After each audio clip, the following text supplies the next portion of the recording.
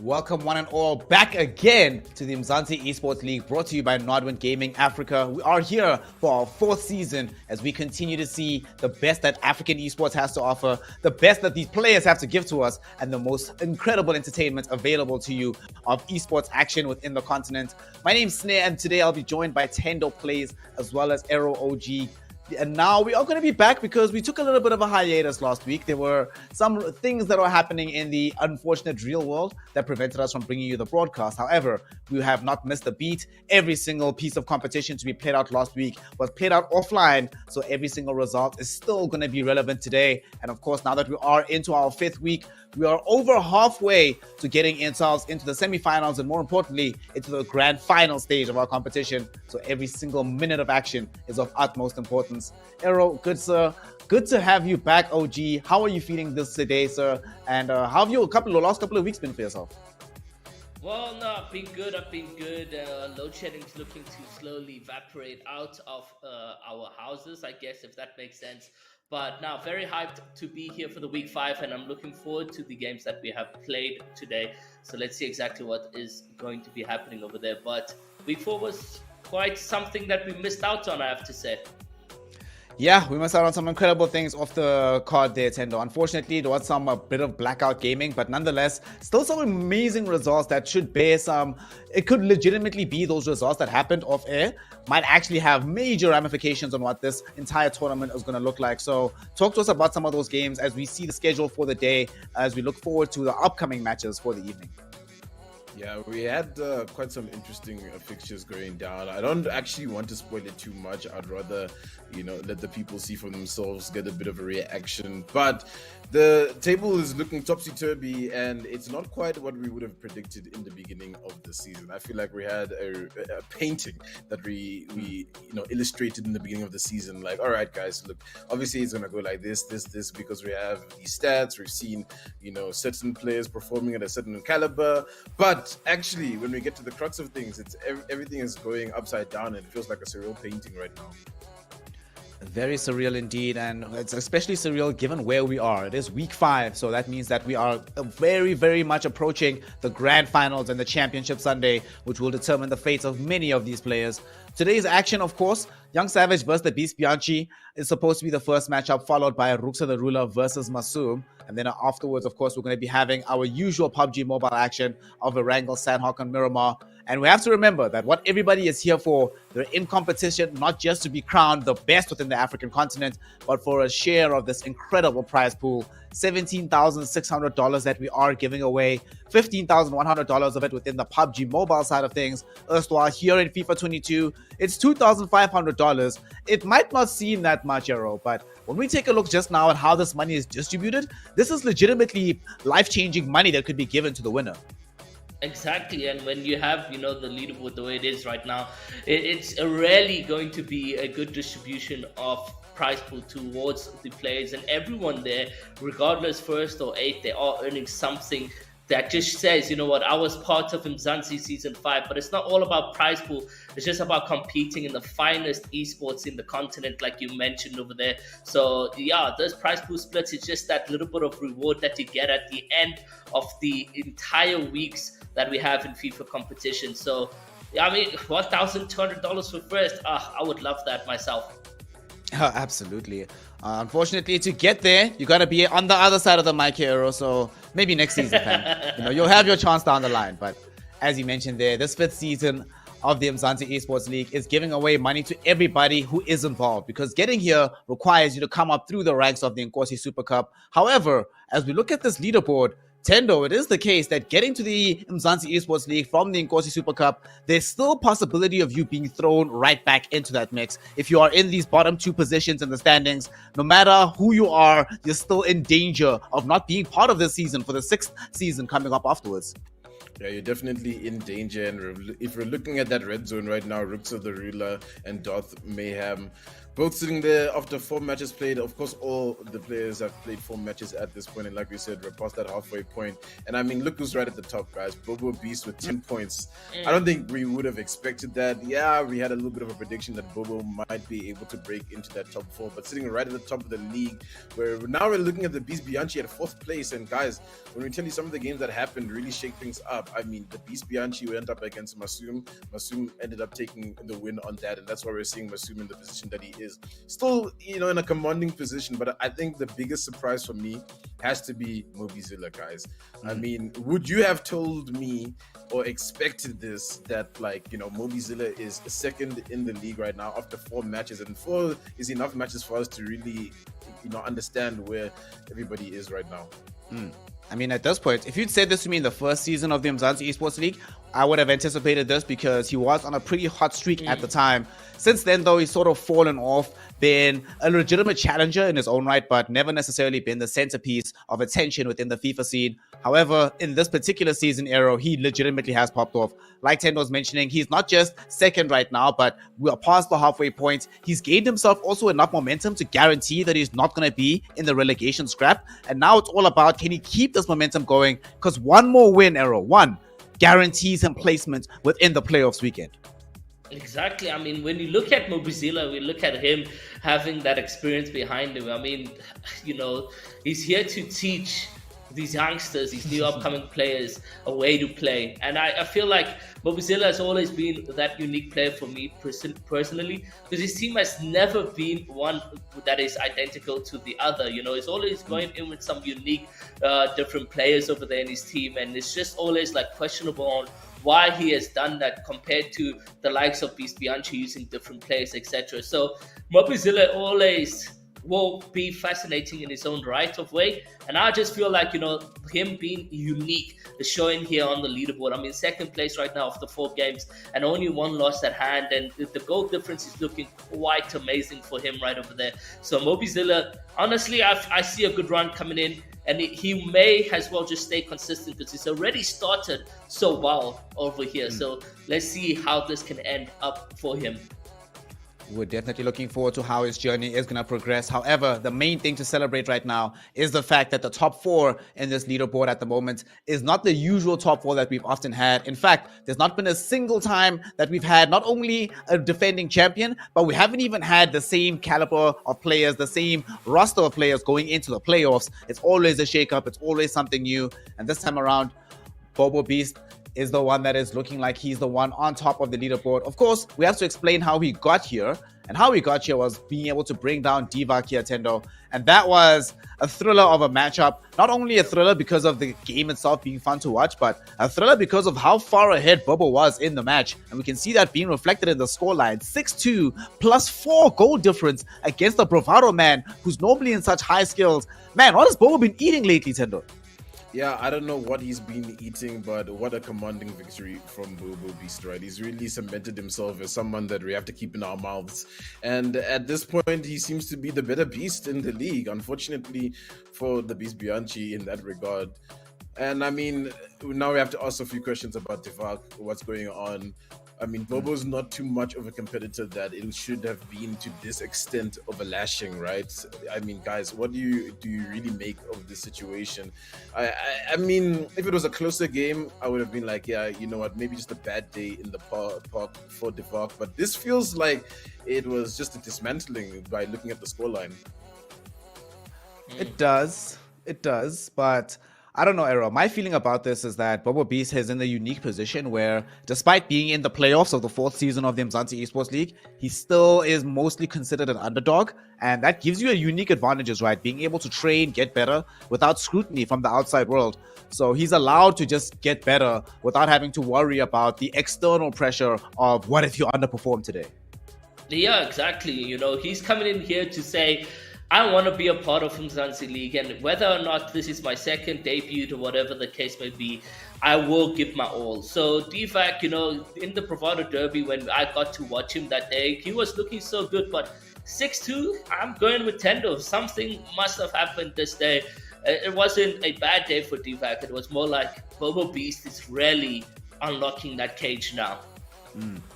Of course, he's not the only result that we had over the course of the last week, because Bobo Beast beating Divac, not the only interesting result we had brought to us, and not the only 4-goal difference matchup, because in the next one, when Mobizilla took on Young Savage, it also wound up not being a very happy day at the office from the talisman of the Goliath Gaming brand. Of course, Beast Bianchi is probably going to have some conversation about that. But as we're going to look at that scoreline as well of what happened in that match, I mean, we're talking about Beast Bianchi, or Bobo Beast rather, being unleashed from his cage and being able to really exhibit why he seemed like such a promising up-and-comer. Tendo, Young Savage, the story is not looking as positive these days. It's just been going from worse to worse every single time he puts out a performance. He's lost a couple of games here and there, but losing with 4-goal difference. Where is the Season 3 champion that we used to have out of this young man? I think it's funny because he's got 3 goals in this regard. But looking back at something that Iro said earlier in the beginning, he said that Moby's in a position where he's got all the experience and he's really here to whoop the youngsters. And looking at Young Savage, excuse the pun, right? Young Savage, it is what it is. It really came to show that the experience can reign king, right? Young Savage, we've been talking about it. You say, like, where is the Season 3 champion that was, you know, when I came into the whole Umzansi Esports League, he was just shining, he was bright, but now it just seems like he's dim, a little bit dull, and I'm wondering exactly what is happening inside of his camp. Maybe just a few issues here and there that he needs to sort out, because yes, Moby is a great player, but I mean, this is just an exponential level of a beating right here for Young Savage to take. Absolutely. It's not been looking that great for him. Arrow, give me your read on this. We've actually been seeing both of these games that we've just seen, Bobo Beast and Divac, Mobizilla and Young Savage. It looks like the organization players, because Moby, of course, has left Bravado Gaming, even though he's wearing their merch right now. But it seems like these org players are not necessarily performing to the standard that we've usually come to expect from them. Yeah, no, I mean, you probably are familiar with me when it comes down to Young Savage and, you know, the previous seasons that I've had to commentate over his gameplay. I've always seen a consistent to inconsistent level of play coming out from Young Savage. And, you know, sometimes he surprises me with amazing gameplay. And then the other days it's like, but you're Young Savage. You're like one of the best upcoming players South Africa's ever had to witness in the past years. And other days it's just like, but where is that? So I don't know, maybe week 4 was just the same feeling coming out of Young Savage, and this season entirely as well. It's not the performance I would have expected coming out from Young Savage. Not at all. Young Savage, we certainly expect better from him. We also expect better not just from him, but from his compatriot within the Goliath Gaming camp, because Julio the Beast Bianchi, defending champion as it stands of the Umzansi Esports League, was also in action last week. He took on Masum in a very interesting inter-org matchup that could easily have been the show-out match of the entire Umzansi Esports League. Of course, at the end of the day, although Julio the Beast Bianchi was gaining a lot of momentum through how the league was going, it turned out, Tendo, that the consistency of Masum won out the day yet again. It feels like this season we haven't been putting enough respect on Masum's name, because he keeps clutching out these victories in the shallowest of margins, but somehow making it happen for himself.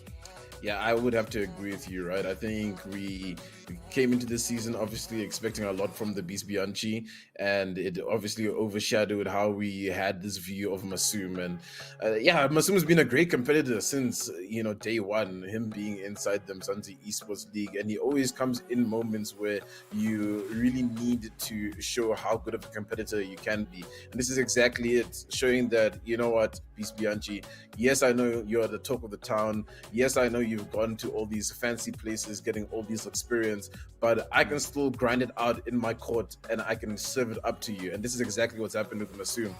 I wish we watched this game, because it must have been intense, you know, nail biter.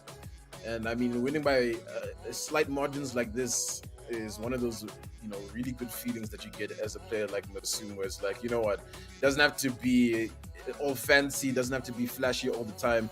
Sometimes we just have to edge it over. Yep, sometimes all that matters is getting the dub itself, and this is the second time within the 5th season of the Umzansi Esports League that we've seen Masum get one over his opponent by these shallow margins. But who cares how shallow the margin is, as long as it's in your favor. Of course, Another match that we saw happening last week was Darth Mayhem versus Ruxa the Ruler. This was a very intriguing matchup, which I also am very sad we missed out on, because this is a matchup here, Arrow, that potentially determines who's going to be the first player guaranteed, confirmed, to be relegated from the league and having to defend their position in the promotion relegation playoffs. It came very close, but for Ruxa the Ruler, he was looking a lot harder at the beginning of the season than he started to look recently. So in a way, the fact that Darth Mayhem could push him to only 1 goal difference, 5 goals being scored, that's a very good sign for Darth Mayhem, but a very bad one for Ruxa, isn't it? Ruxa coming into Umzansi League hasn't had the best of starts like we've seen previous, upcoming players in the Umzansi League who just managed to promote themselves.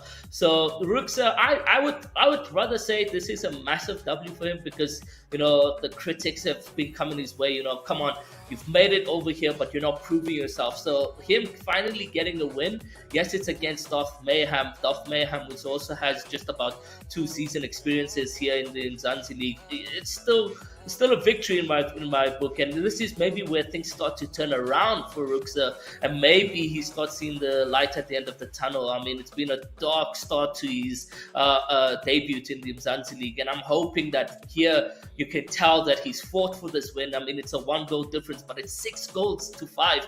So really, he fought for it and he gave it his all, and he's starting to breathe a little bit, and I hope we get to see in future a bit more positive coming out from Ruxa, and just to give that competitive feel of Umzansi. Of course, as we saw earlier on with the schedule, Ruxa the Ruler will be in action this evening, so he'll have that opportunity to try and make his position in the league standing a little bit clearer for himself, get a bit more safety, because as it stands right now, although he may have eked out a win versus Darth Mayhem, he's still in that bottom 2, he's still in the relegation scrap, and Tendo, he's still looking at -7 on the goal difference. So even if he loses today's matchup that he plays, he cannot afford to concede anything more than 1 goal. He needs to be as defensively sound as humanly possible. He definitely needs to be defensively sound, and I'm a man of theories, and my theory craft for today is, imagine Ruxa ends up winning, right? He just takes this dub over Darth Mayhem, as we saw. He's got a little bit of momentum behind him. Masum's been just edging it over recently, right? He hasn't been great all the time if you're looking at the score lines, but he's finding the goals. He's still got that clinicalness that we know Masum to have. But just imagine if Ruxa can just push it over today and get this win. I mean, that'll put him on 6 points, right? And imagine where he's jumping to with 6 points. We're looking at where Beast Bianchi is now at that point. So for him, maybe there's a little bit of that idea looming over for him that, if I win this game, like, I'm back in it, And I mentioned it in the beginning of the season that all these games are really close, and the points distribution is looking quite odd, because eventually Young Savage now is in a weird spot where, like, if he's not careful, this might happen. He just might get jumped over. Yeah, you mentioned that he might get jumped over, and Tendo, I have bad news. It might just become easier for him to get jumped over. The opening matchup that we were supposed to have, the Goliath Derby, that we were all anticipating, will regrettably no longer be happening, as Julia the Beast Bianchi will be getting the auto win, given that Young Savage has a little bit of an emergency in his personal life. So we are just hoping that everything is okay on his front. There are no weird things happening in his life, but regrettably, that does mean that he's not going to be gaining any points here today, Arrow. His position is as precarious as ever, but life now becomes much easier for the Beast Bianchi. Getting an auto win, I know people might complain about, well, it doesn't really count, but given that it might be the difference between going to the playoffs and just sticking in the league, this makes a huge, huge difference here. It does, definitely. I mean, for the likes of, Masum coming into this game over here as well against Ruxa after this. I mean, we have, the question now that already Beast Bianchi has secured his 3 points. Masum could have been clinching onto the fact that maybe Young Savage can finally get a win in his book as well. Not just like another win to his book over there. So the fact that it's an auto victory here for Beast Bianchi, it sort of puts a lot of pressure onto Masum, but he's the Iceman, so I feel he will take it on with quite ease. But Young Savage, when he does come back into the Umzansi, hopefully week 6, we get to see an aggressive Savage player, not caring about his opponent and really eating him up over there in goals. Yeah, absolutely. He needs to do that given that as it stands right now, he is in a very precarious position. One win practically coming in from Darth Mayhem or from Rooksa the Ruler would make life very, very weird for Young Savage. And of course, he has to come back with that kind of aggression. He's capable of it. We've seen him carry that kind of momentum into being able to win the whole damn thing. He's a champion for a reason, Tendo. We haven't seen that fire from him, but the potential is still there for him to return. However, as we look forward into the future, the question is, will Masoom be the one now to rise to the challenge? I think with this loss, it's pretty much guaranteed that Young Savage won't be getting to the playoffs unless some magic and miracles happen in the top four. However, this now opens up a path for Masoom because if he's able to get this one out, they will put him very close to being able to guarantee playoffs of his own. And he's also capable of being able to defend his title from season 2. Yeah, definitely. I think for Masoom now, if we're looking at his side of the story, it's a great opportunity. I was about to mention how the spotlight is kind of on Ruxa, but it's also in Masoom's favor now as well, right? You know, it's the only game of the evening, and everybody's going to be honed in and watching this one tonight because now you have to put on a show, and it just depends on where the show is going to lie today. Are we going to see a show from Ruxa really giving these all, showing us remnants of what happened in the beginning of the season? And, you know, we thought that he would come in with a little bit more fire. Unfortunately, it started to fizzle out a little bit, but maybe now sparked back up by Darth Mayhem. We'll have to just wait and see.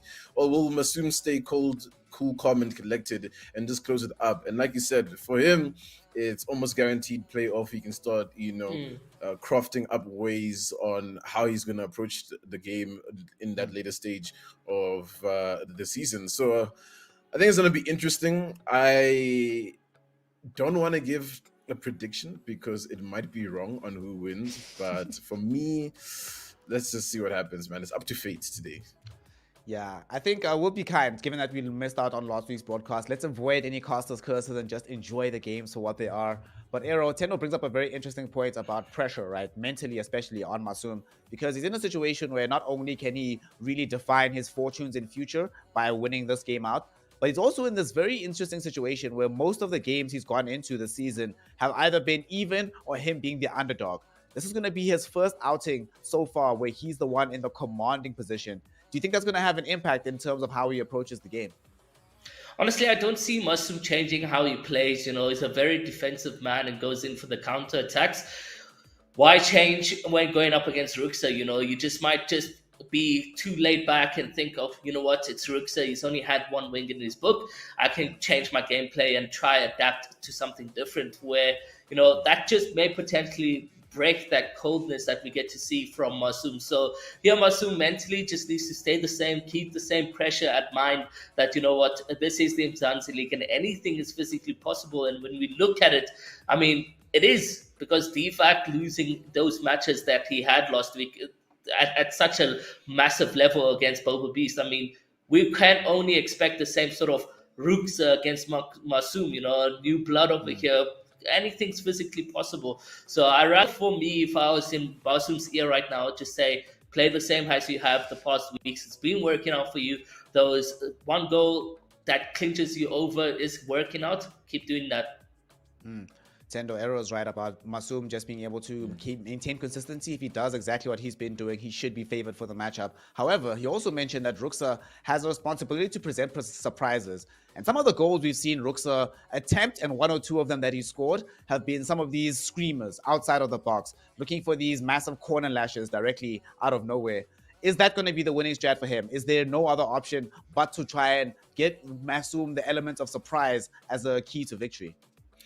You know, I think a lot of the time, if you go into the real, mental of someone like Masoom, who's a very structured kind of player, if we had to break him down and put him into a team, oftentimes that you'll find that when you add a little bit of chaos into a structured team with certain protocols, when this and this happens, they start to crumble because what happens if those protocols don't cover exactly what is being put up on the table? So Ruxa can use that to his advantage. You know, if he's going to be unpredictable, there's really only so many times you can, expect unpredictability because at the end of the day, it's weird because it's just unpredictable. You never know. He just takes a long range shot from this angle, that angle, or he just drives it forward when you're really expecting him to kind of just hold on to the ball and pass it around.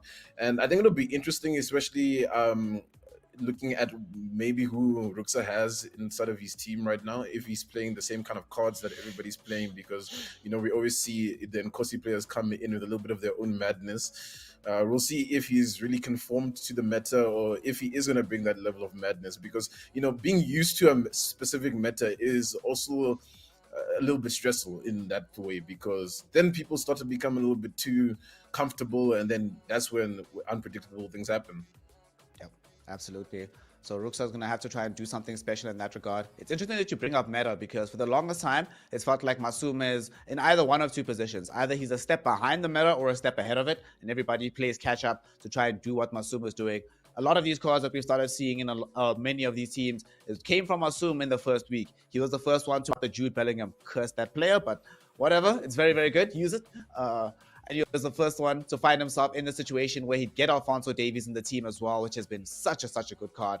But we will be witnessing today here, gentlemen, which cards he has to bring to the table and what the strategy is going to be, because we have the game prepared. Ruxa the Ruler versus Masum in a game that could determine both of their futures within the 5th season of the Umzansi Esports League. We also have Tendo and Aero. Take it away, boys, for this opening game.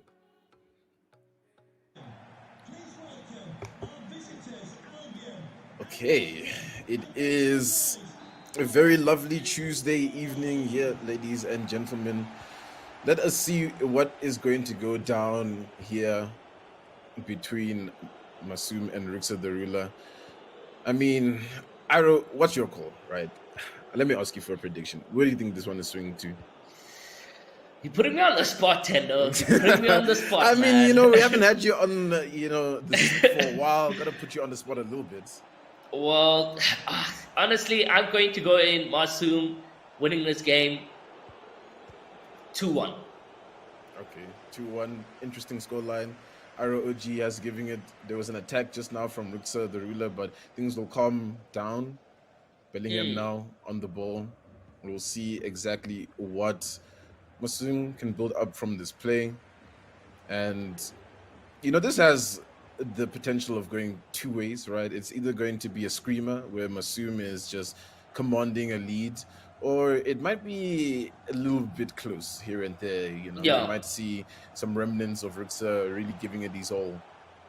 I mean, right now you can already see a good form of attack here for Masum. He's got his players in the box trying to get the dribble in, but unfortunately Fakir is going to be there to withhold things on the ground. But we do see right now, just the players just building up momentum, building up and warming up for the first 10 minutes right here, getting a feel of one another, and we can see a back and front. Here goes those crazy crosses that Snare was talking about that Ruxa loves to do and tries to get in a cut through the box over there. But, it's not going to go in favor for him this time around. Instead, Masum, the cold man over here, the ice man, as we like to say, is able to keep things on the fold over here. But both players right now in a level of just understanding what is the strategy going into the games tonight. So far, everything is pretty tame. Always love when a game starts off without a really early goal, because then it gives the players a lot of time to really absorb the gravitas of the situation. This is a really big situation. It really does turn the tide for a lot of things. I mean, Masum, top of the table after this as well. We haven't been talking about that. And here he is on the attack. Sancho pass the ball to Corona. Corona looking for a little space, a shot, but it won't pop through. Now Ruxa has to defend, but the defense a little bit weak there. Bellingham on the ball. Ball found to Mbappe. Mbappe takes a shot in, but the dive with the leg there will send that one for a good recycled ball for Ruxa. Nice. Good double man marking over there. James managing to take the ball out to a throw in, and it's onto Ruxa's possession. He goes in for over the top of pass. And right now, he's trying to get another crazy cross in. Still in ball possession, however, he is going to rush that pass, so he's not going to make it and keep that ball. We have the advantage time played by the referee on that little bit of a slide coming out from Ruxa, but now it's a run coming out here from Masum, and Masum, that would have been a good through ball, but unfortunately it just didn't get in for him. And Ruksa is quite awake, as we can see. But what a cross. Mane onto the ball. We're onto the wing over here, and Mane just trying to wait for players to get into the box right now. Passes all the way back to the midline, and things are starting to build up. The passing is clean. Mane trying to get in, but it is going to be a solid brick wall in front of him, and he will lose that ball. I think already some exciting stuff coming from Ruksa. That pass, especially to Mane, really unexpected, and there's that unpredictability that we've been talking that he needs to bring to this game. Now Mane on the ball once again, needs to find the pass out, but blocked off. Mane just trying to run it down, but Vieira will be able to contain that. Bappe now on it, and he's got to be careful. Nice little chip ball in. Over! The keeper can't send it out. Oh my goodness, what a goal from Ronaldo. Masoom now on the boards, and it started. I mean, it's a good time to get a goal as well from Masoom. 30th minute, just before the halftime, really makes him a little bit more comfortable now. Yeah, but now the pressure is here for Ruksa, seeing how calm collected Masoom was in that situation over there. He's now able to just relax and take ball possession, because he has that goal advantage here in 30 minutes, but it's been broken in terms of ball possession all the way to the wing onto Bale, but now back to Fakir, and players are not in to support, but he does get a pass onto Alexander, and now it's starting to build up. Will we get an answer immediately? No, it doesn't look like that is the case, as James is able to withhold the defense over there onto Mane. But what a goal. What a chip over the goalkeeper. Very calm and collected coming up from Masoom over here. Ooh, lovely through ball. Might be seeing another one. Oh, the nerves get taken out from him, and he is not able to secure even a shot there. Ruksa now has to find an answer, hopefully before the end of the halftime. We'll see Vieira now on the ball, onto Arnold, a bit of a wayward pass, and the Vieira on the opposite side. Masoom now will recycle the ball. Here's Bellingham. Pass on to Mbappe. A little bit of room to work with on the wing. He really needs to contain this situation, and he does here, Ruksa. I mean, 1-goal deficit, not too bad, right? It's Masoom, it's the Iceman, someone that's looking to go top of the table. It's looking good so far, but this is looking better. Here's Mane who's on the attack. He has some room. Mane! A wild shot in, but the keeper will send it out. He crosses it back in. Oh! The keeper sends it out. Van der Sar. He just won't stop. Van der Sar with the great clean sheet right now over there. And that should have got in for Mane. 2 shots, but it's just blocked off the block. And we're going to be seeing halftime coming to play over there. But man, how that would have been so great for Ruksa if he just managed to get that one goal in to bring things over to a tie. It would have been so amazing. But it's still the first half. There's still so much. And if he keeps that pressure as he just did right over there going into the second half, then we have a game on our hands right here. Ruksa, Mane, come on. We have to see something come through next time around. Yeah, and Ruksa's really been one of those players that's utilized Mane quite well, I feel. And I mean, if he keeps making running passes like that, it's going to be a little bit detrimental for Masoom, because it's a little bit unpredictable, especially where that ball might land sometimes, because sometimes he's just launching it forward and Mane finds a little bit of room to work with. Sancho now on the ball to first start off this half now with Masoom still in the lead here, ladies and gentlemen. It is the Umzansi Esports League. It is season 5. We have not had a back-to-back champion just yet. Is this going to be a season where it might happen? If you were here in the beginning, you'll know that the table is looking quite interesting. For Masoom right now, he's looking to go top of the table. Mbappe is on the ball, maybe some room to work with, but the defensive line is looking good from Ruksa. And with that, Alexander-Arnold with the ball. Great play coming out from Ruksa, but he's got a lot of pressure here, a lot of players from Masoom up front, and you can just tell just how much pressure is available as he loses the ball in an interception moment. Masoom and Bellingham now on the wing, but he goes in for a bit of a rushed pass over there as he had the wing to himself and a lot of time available. Goalkeeper making a little bit of a oopsie over there, and that is going to be Sancho on the ball right now. Passes over to Vieira.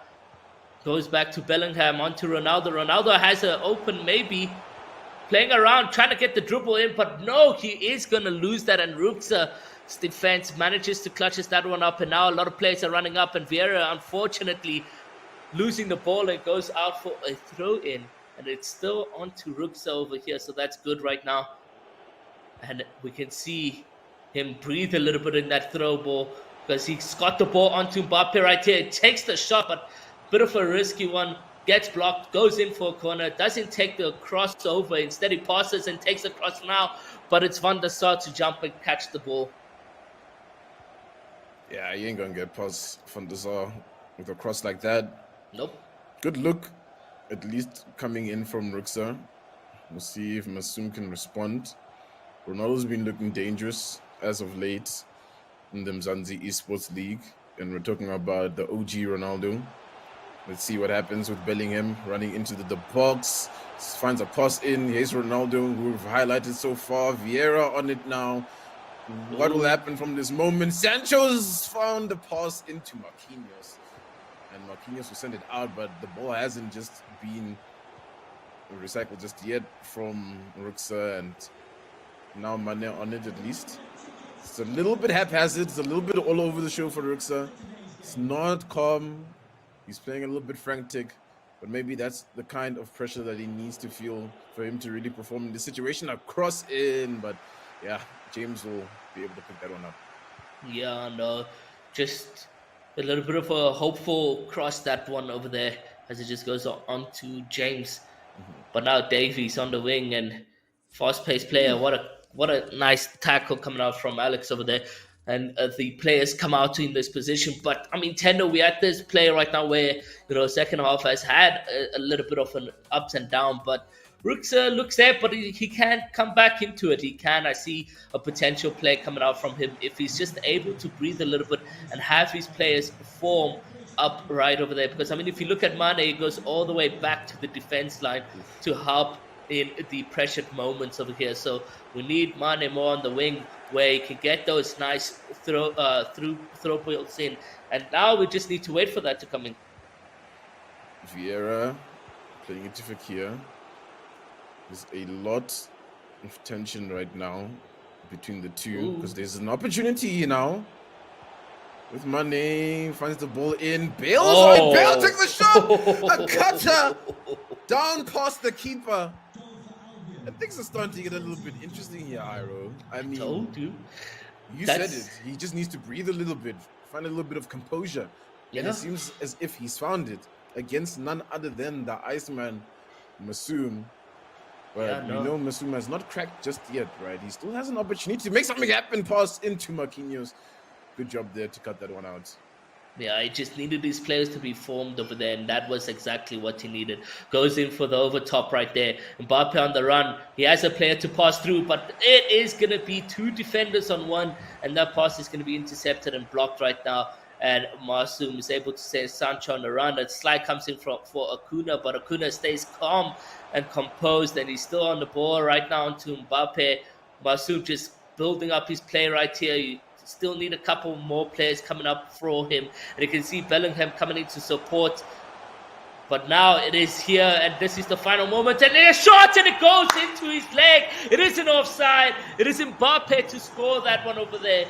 And that was just a little bit of a tackle going in favor for Masoom because, he had the ball in a way that it wasn't meant to go onto Mbappe.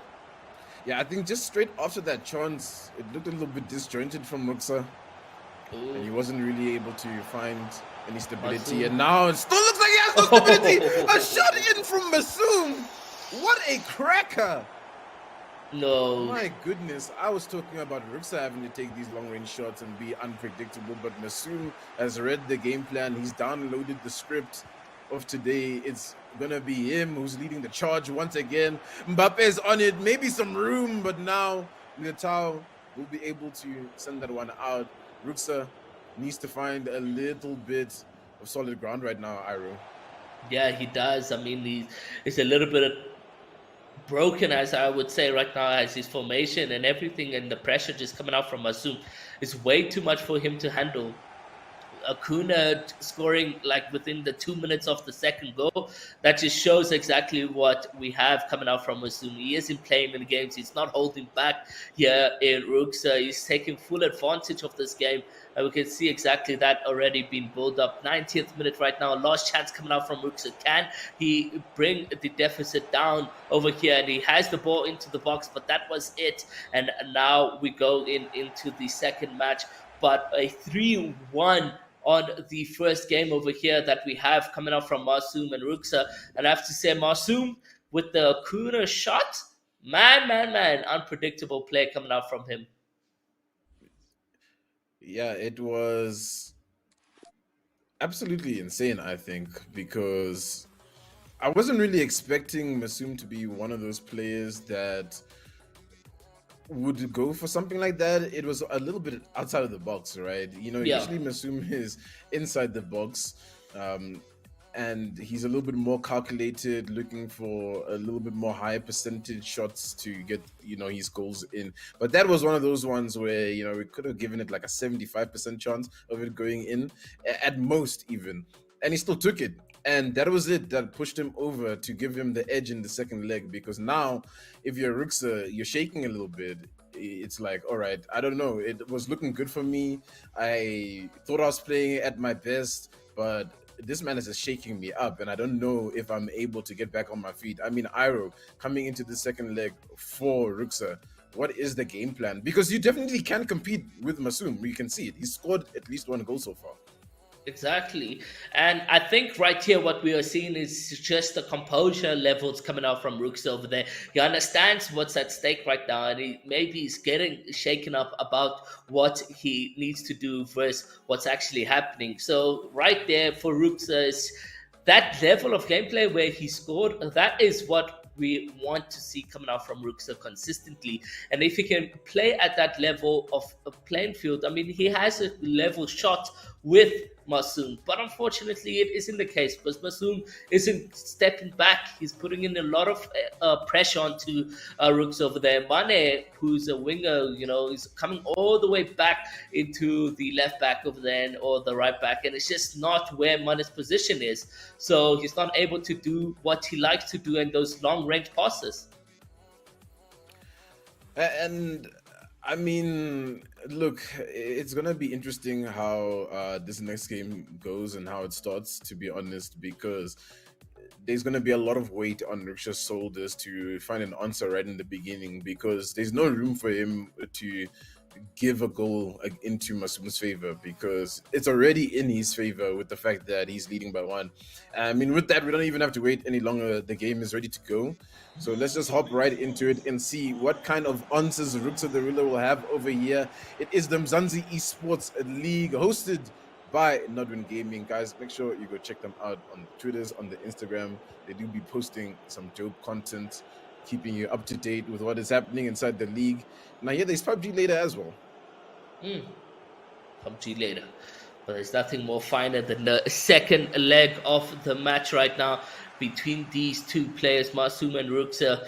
Masoom, where he can win this one and guarantee spot into the playoffs over here, or Ruksa winning this game, and he would find himself moving away from that relegation spot. As we all know, Young Savage has taken a loss today, and that means that if Ruksa wins, he would have more wins in this position, or more points in this position, than Young Savage. So let's see exactly what happens. It's a 2-goal deficit. Will he be able to score 3? We don't know. This is a game full of surprises, and right now Masoom is one to be on the ball possession. He is going to lose that great play coming out from Ruksa, and now we have to wait and see exactly what Ruksa's decision making is all going to be about in this first and second half of the second leg. And Ruksa now has to just give it whatever he's got in the tank.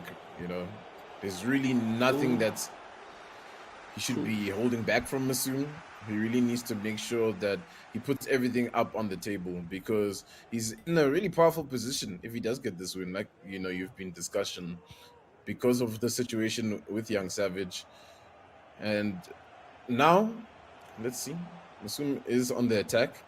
He hasn't been too much on this attack just yet, like he was in that previous leg. Ooh, what a tackle. That one's going to be a free kick. Maybe something spicy coming out from Masoom in this situation. Sancho on the ball. A little room to work with a shot! Allison has to die for it. Allison to the save, even with that green time shot coming out from Sancho outside the box. And it's another one, but that one's going to go far out wide.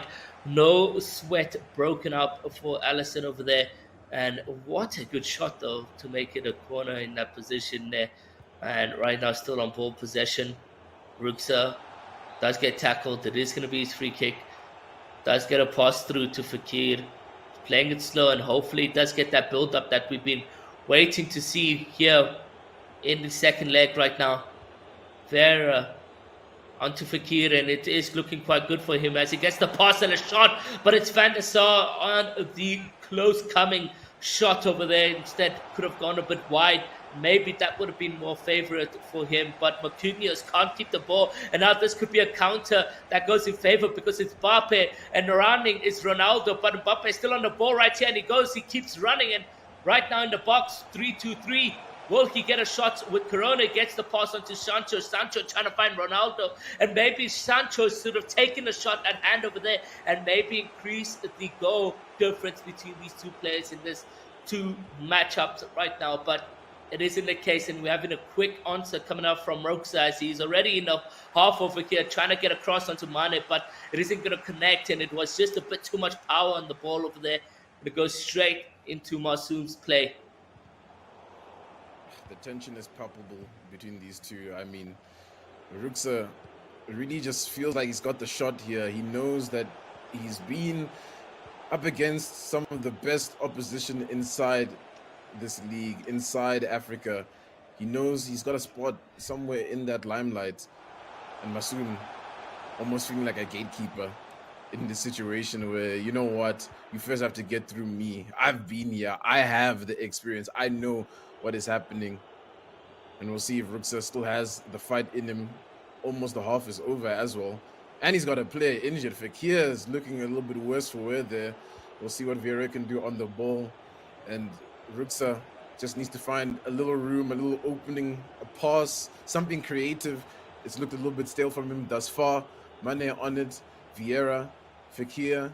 Can Fakir find a little room before he has to be sent off? Vieira shot in! What just happened? But Van der Sar's always there. He's just always there.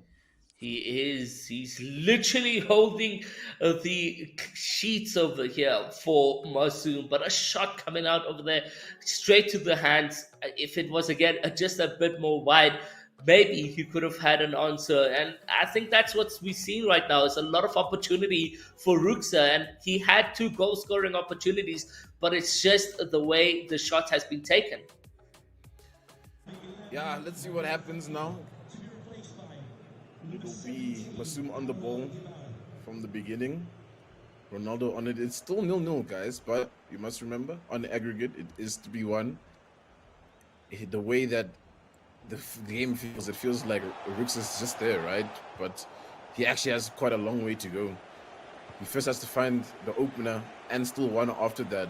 So still a lot of work for him and a lot of work for Mbappe making this run in, but has he pushed it forward a little bit too much? Marquinhos flies on in like Superman to save the day for Masoom. Still a clean sheet for him now. We'll see exactly where this ball, this direction will go. Mbappe now down the middle holding it. Masoom on the wing with Sancho. And Sancho has been great here for Masoom as well. And as I say that, he gets a great pass onto Mbappe. And it's not a penalty! Referee! It's not a penalty! What? And the pressure added up over here for Ruksa as he takes the ball out for a throw ball. But now Mbappe still on the play for Masoom. Tries to get a pass onto Ronaldo. It connects and it goes in. And it's 4-1 on aggregate score. And things aren't looking good for Ruksa. He's trying to get in a quick, aggressive answer. But he does go down. And it is a free kick. But he's just rushing the balls over here and not accepting the pressure as well as we would imagine Ruksa to do this time around. In fact, we can rule out that using the ruler when it comes to handling pressure in this matchup right now. like what he did there. That's fine. What a play, but Masoom looking good indeed. And you see, it's what I said, right? Masoom doesn't need to change too much when it comes down to playing in these games of here. That consistent of level play, week in and week out, is just gonna keep giving you those wins. But we are seeing a lot more aggression coming out from Masoom over there. Do you think he's taking advantage, knowing that his opponent might be just a little bit under pressure? Obviously, he has to be, right? You know, he knows exactly the kind of position that Ruksa's in. I'm sure once upon a time, before we even called Masoom the Iceman, he must have been in similar positions, struggling against such opposition. And he knows it's all in the mental. And I don't think Ruksa is really mentally there right now. It just feels like Masoom is the antagonist, and he is just there casting a dark shadow everywhere that Ruksa goes. And I mean, yeah, it's hard to even distill hope into this situation, right, Arab? Because now it's 3 goals, you know. Unless someone is going to pull out a hat trick, it's not going to be possible. And now Ronaldo's in. Ronaldo finds a goal. The half just started. There's already a pause. I mean, where do you go from this situation now? Man, where do you go? A hat trick is about to come, if I'm not mistaken. Ronaldo did score the first goal of the second leg. So you commentating curse over here. You know, you speak up on hat trick and all of a sudden Ronaldo's alone in the box, one-on-one on the goalkeeper. Green times that one over there. Now it's 2 goals over here on aggregate 5-1. And that goal difference now with Masoom is really starting to show on that scoreboard when we will look at it when it's updated. But this is definitely added to his tally quite significantly well. Di Maria injected into the pitch to try to do something for Ruksa. I don't know if anything will really be. Yeah, okay, wait, Di Maria's in. He's awake, he's alive. The ball's onto Bale. But Bale will just run into the tracks of Vieira. Mbappe on it. You gotta be careful. There was some space there, some dangerous space. Good work on Ruksa to close that one out. Let's see what happens now. Mane's making that run, but James gonna send that one out. Throw in at least for Ruksa. And I mean now, yeah, you have to score 4 goals in the space of a few minutes, and it's looking like a mountain to climb. Will he reach the top? We don't know. Maybe here's where he starts, but no. Davis on it. Oh, still on the ball. Right now, Di Maria takes a shot. Van der Sar. Oh, but it is going to be a corner. I almost thought a little bit of a penalty for a second. But no, not it. Goes in for the cross. And Van der Sar! Van der Sar just keeps this a clean sheet in the second leg, where that was an amazing cross, an amazing header, but he dives down to the ground, keeps it clean, and there goes a goal! What a goal! What a goal! What a goal! Oh A bicycle kick coming out from Mane. He is going to get a goal in right there, and he's going to do it in with style.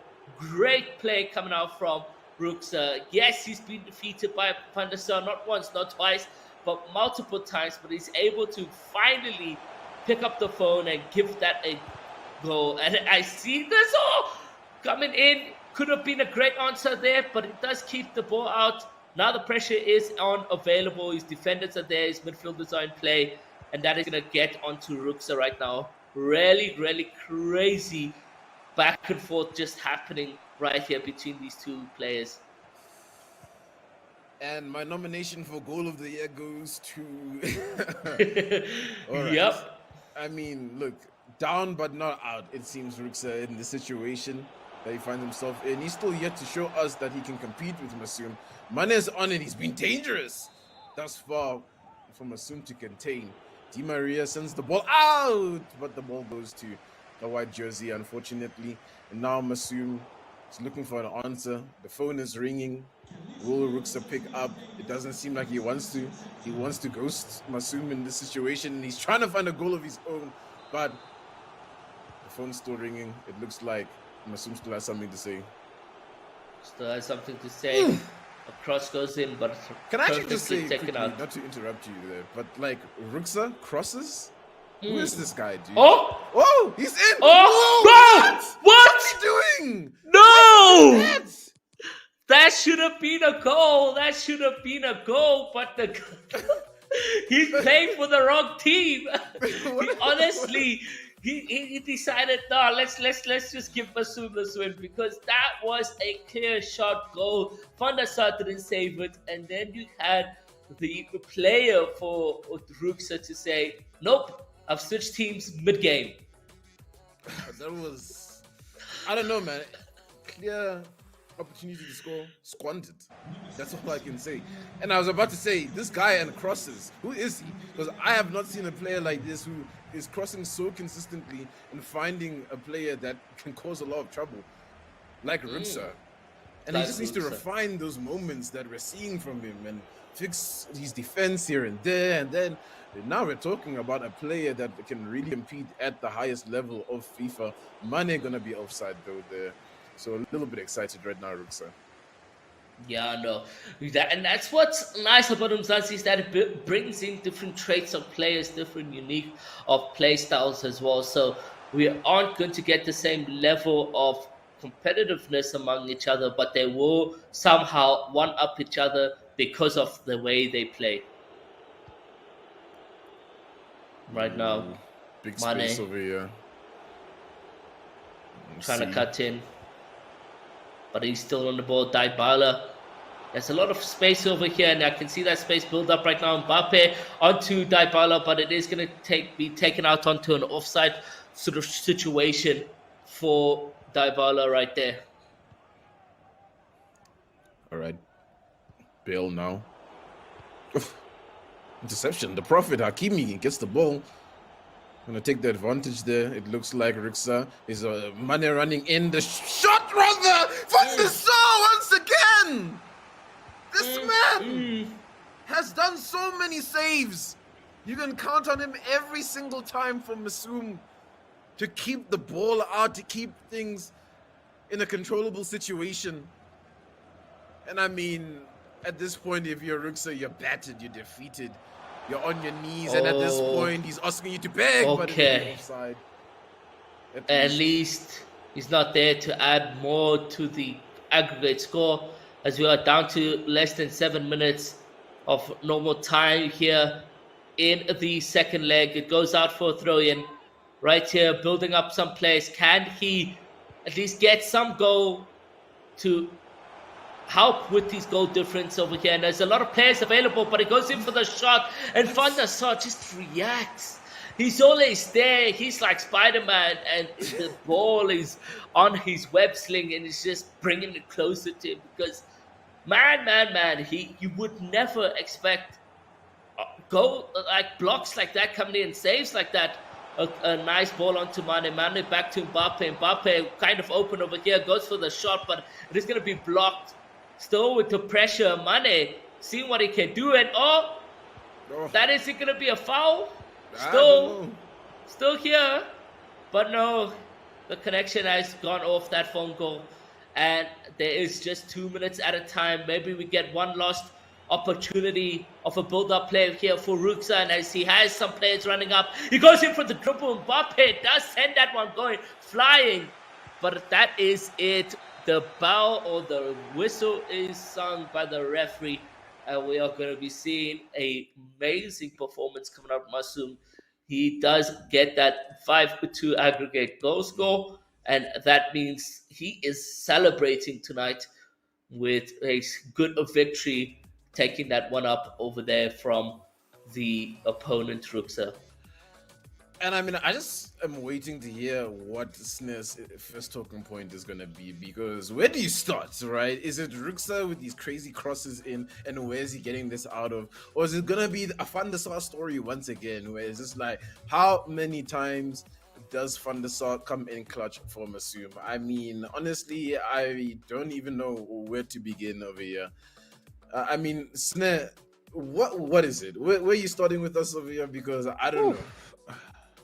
Oof, there is only one place to start, sir. You mentioned it at the end. Edwin van der Sar, absolutely man of the match here for Masoom.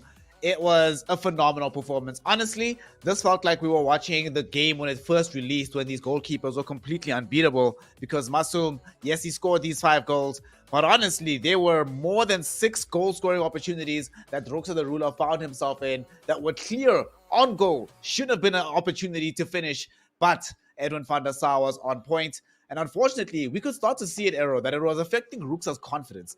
Each time he'd go for that kind of play and it doesn't work out, the next time he's a bit more tepid in how he's trying to approach the play. Yes, we did see him do the things we talked about before the game started. We saw him utilizing these long balls to try and open up the space. We saw these screamer shots being attempted. We saw, I agree with Tendo, probably goal of the year coming out from him in this one. But unfortunately, you could just see that his mental just was not on the same page as what Masoom had today. No, definitely. I mean, if I would say for who's this Rooksa, if he's just able to fix the little things that we see from him, such as his shots, the direction of his shots, then we'll be seeing a much more goal capture coming out from Rooksa. Because, you know, most of those capturing shots were good for him, but it was direct to the goalkeeper. It was in the close side of the goalkeeper as well. It wasn't a wide shot coming out from him. He was trying to get in on a cut shot. And I just feel like if Rooksa can fix that, then we have a player that can compete with the likes of Masoom, etc., on an evening like this. But the other side of things is that, you know, he did have goal-scoring opportunities, those headers where Van der Sar just dives immediately to the floor. Then there it's understandable. You know, it's Van der Sar doing the magic time in, time out for Masoom. Last week 3 was the last time I saw Masoom up on the screen. And again, we are seeing Spider-Man Van der Sar do the magic over there. Doing the magic indeed, and Masoom will walk away with a positive +3 goal difference on this one. Also very much elevating him up the leaderboard, and he'll be sitting at the very top right now. And we can see it here on screen, what Masoom has been rewarded with. He is now number 1. And not only is he number 1, Tendo, but mathematically, he is now immune from relegation. And unless Divac pulls off a miracle, he's also guaranteed himself a position in the championship weekend. Yeah, at this point, you have to look at it and we have to start imagining Masoom maybe even hoisting up the trophy, because if we're looking for consistency, I think, you know what, let's look at Masoom, right? He's coming through, he's getting these wins. I think we first have to see what Bobo Bees can put up on the table in his next fixture, because as it stands, Bobo hasn't lost a game like Masoom thus far, right? So we might have a different discussion there, but for Masoom, what a win, what a way to, you know, start off the week for Umzansi, him at the top of the table. But I mean, Ruxa, Darth Mayhem, -10 goal difference on both of them. And I mean, at this point in time, they are probably looking at that promotion relegation game like, all right, you know what, maybe it's time to get that kind of idea back into my head that like I might have to go up against one of these Nkosi players that are just coming out of the fray. Maybe it's a little bit more, I don't know what to say for Young Savage, like a digestible of a situation now that Ruxa's lost. Like, okay, you know what, I'm still fine. I can still make something happen here because Ruxa is still a little bit more behind me. So it'll be interesting to see how things close up. Absolutely. The bottom 3 there, you just mentioned Young Savage. He's sitting on these 4 points. Ruxa on 3, Darth Mayhem on 0. However, Darth Mayhem does have a game in hand over the gentleman above him, so he might have an opportunity to at least match Ruxa and then potentially leapfrog him the week thereafter. The only people who are feeling safe for the most part away from relegation are those 5th to 1st place, but even Divac, we could still easily see him not gain a victory here, Arrow, over the next 3 fixtures and find himself in a position where his destiny is no longer in his own hands and he has to be very concerned about the players playing catch up underneath him. But what I want to talk about here is, as we look at the top of the card, Masoom, 12 points, 4 goal difference. Bobo Beast, 10 and 8. Moby, 9 and 7. And Julio the Beast Bianchi, of course, 9 and 4.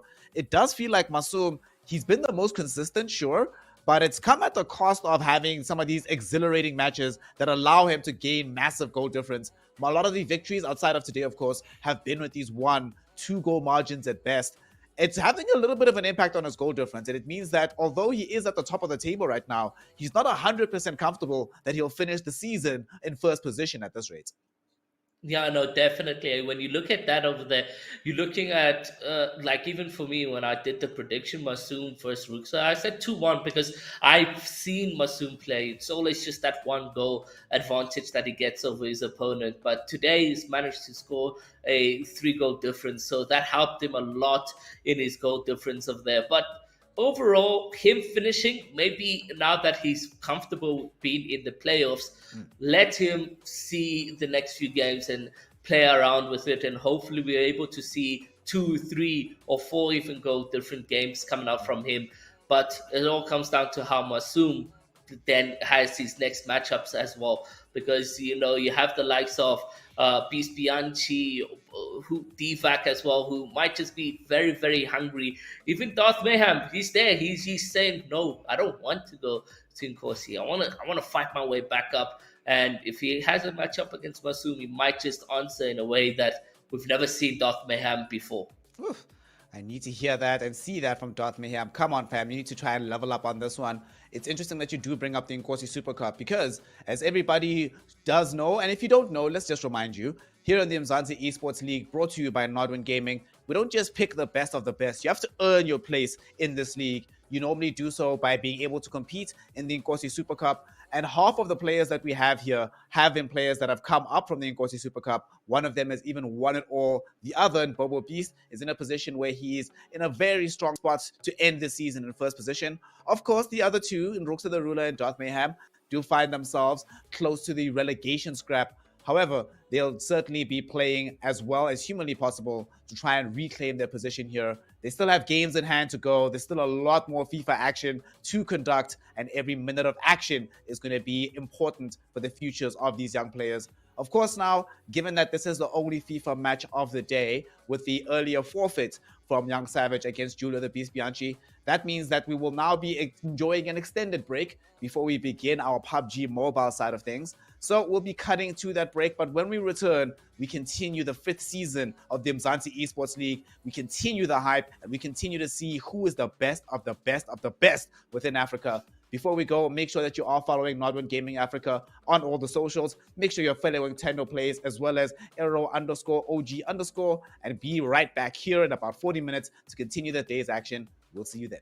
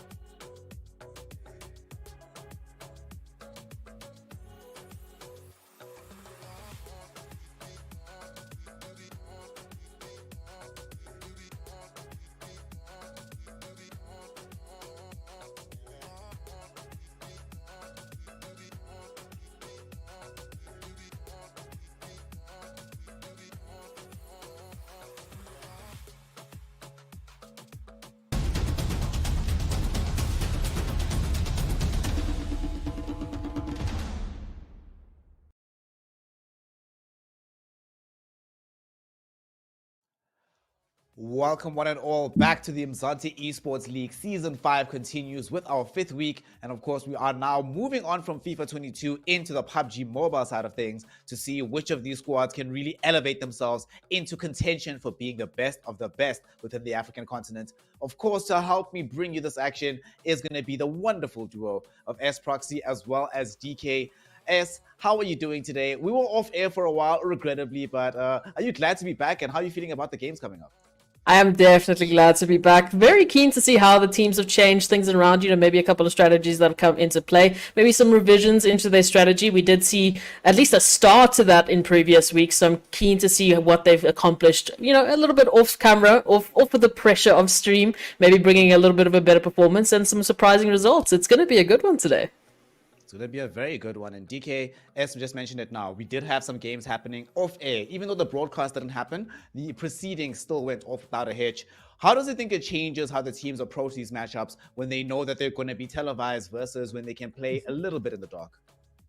Well, I guess there would be some element of a bit of a surprise coming through, right? So teams having a bit of an opportunity to try out the new things that came through. One of the reasons why we were off air for a little bit was because of the update that came through, and that not only brought in a few changes and improvements to the game itself, but it also brought in a brand new weapon, which is going to be the Sniper AMR. Now, I've played with that thing a little bit, and I got to say that is quite devastating. So I'm curious to see if we're going to have any teams potentially utilizing any of these, these new weapons coming through, because the AMR, that is a one shot KO, right? Yeah. Right there. Yep. On a level 2 helmet, that is the end of the road. That's all she wrote.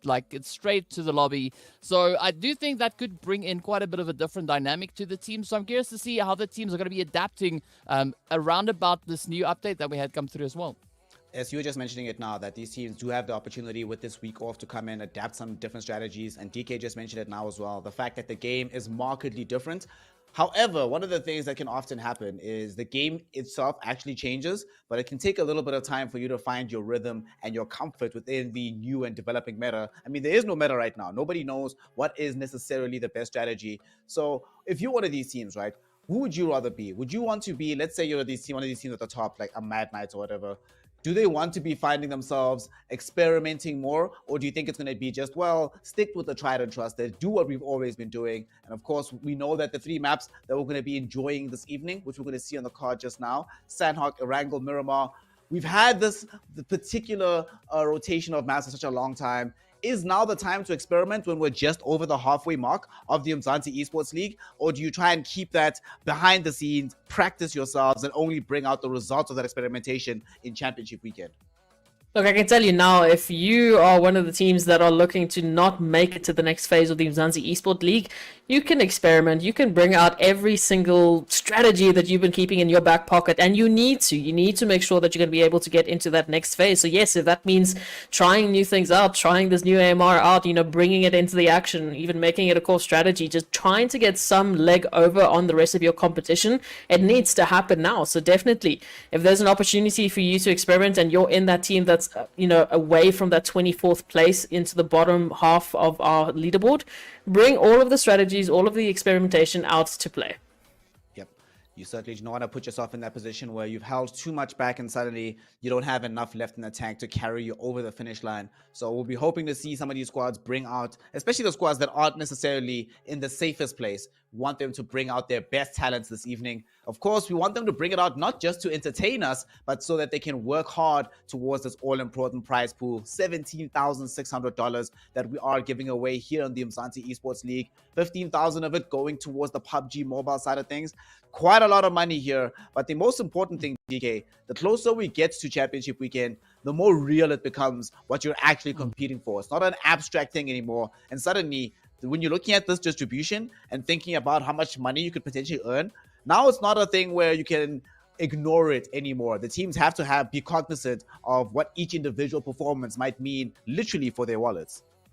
Yeah, 100% agree with you on that. And as we know, we are nearing the end of this particular phase that the teams are busy playing through, right? So because after this stage, we move into the top 24 teams. So there is a reward for the teams finishing, as we can see, in that 25th to 28th position, as well as then 29th to 32nd position. But definitely you want to try and be at the higher end of the overall leaderboard, being able to pick up a little bit more of that cash to add it into, you know, what you're going to be walking away at the end of the day with. So there is still quite a bit on the table here, but as we know, right, for the time being, the teams are just trying to secure their slots moving through this phase, because this is not their optimal performance just yet. That is still to come, and we are going to have quite a few of those blow-away performances once the teams step out on the battlefield. And as you've said, right, they've now come to the realization that it is now that championship performance time.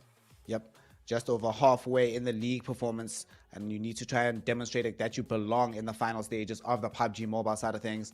Of course, as it is in each individual map, how you get yourself up the leaderboard is either by placing very well, earning yourself 15 points with the first place finish, 12 for second, 10 for third. But the most important thing that we've seen is in these eliminations, how many points it can really drive you up the leaderboard with. Hell, the teams that we're going to be seeing in just a moment on the leaderboard, several of the teams at the top mostly have gotten there through just stellar elimination type of rounds. And the closer we come towards championship weekend and the fact that it's a new meta developing right now, do you even bother trying to go for the placement points, or do you just go all in and basically play Call of Duty today?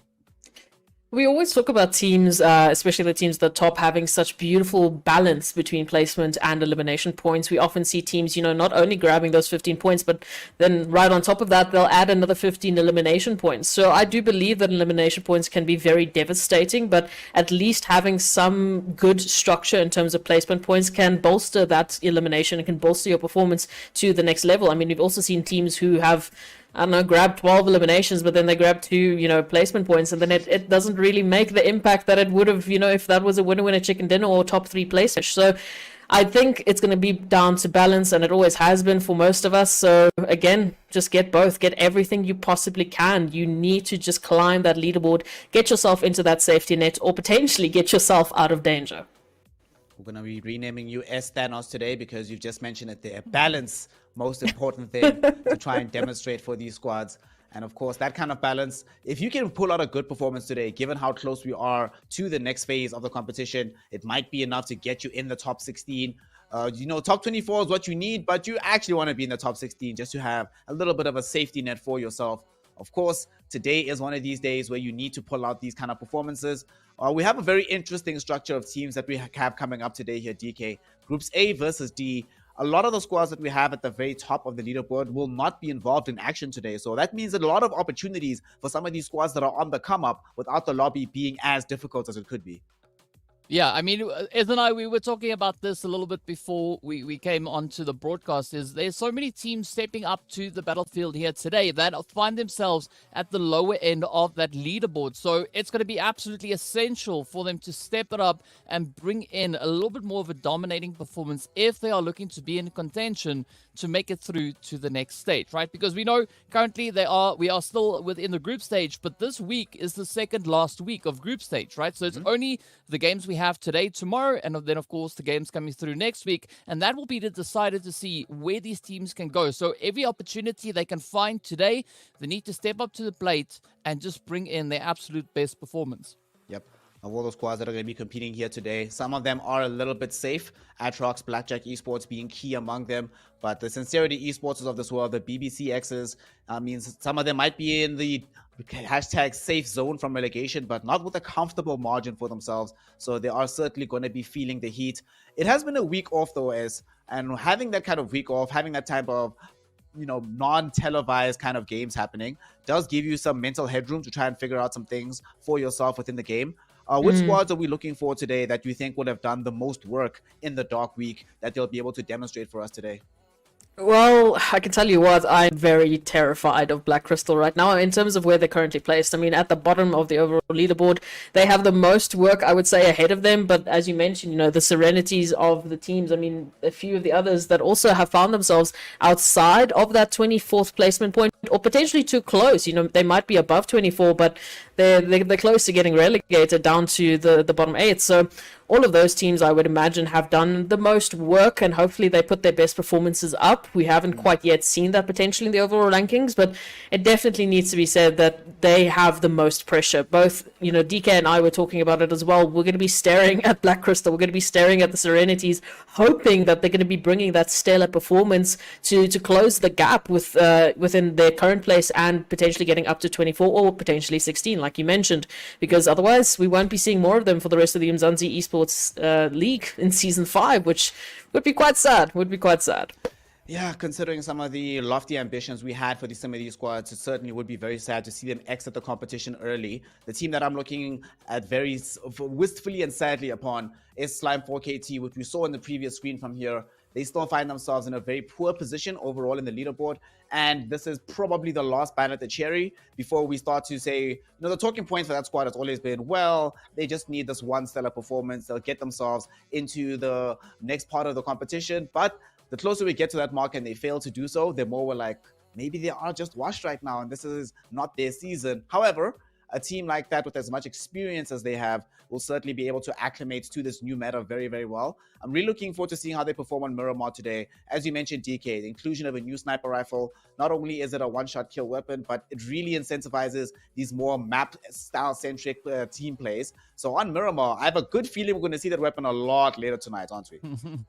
Well, we could potentially. It all depends on, like what the popularity of these crates are going to be. And that is a crate-specific weapon. So it's not a weapon that you can find out on the field just by its lonesome.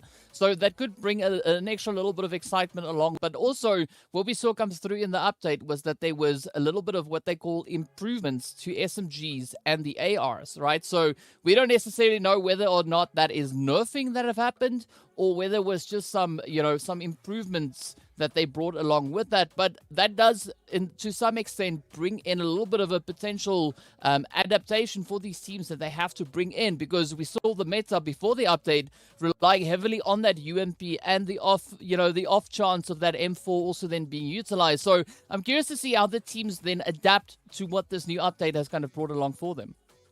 I'm certainly hoping that these changes are going to be nerfs for these SMGs. I really got tired of dying to UMPs and vectors. So let's hope that the developers right now are looking at the meta and saying, let's make this a little bit more fun. However, that has not been the case. Many updates beforehand have just kind of broken the game and made things pretty much impossible to play. So today, what do you want to see in terms of how teams approach the new game plan style? We already spoke about people trying to do the tried and true methods, but I'm talking specifically in terms of weapons. And also, do you think that the changes in the meta are going to signal a shift in the grenade meta that we've been enjoying up until this point?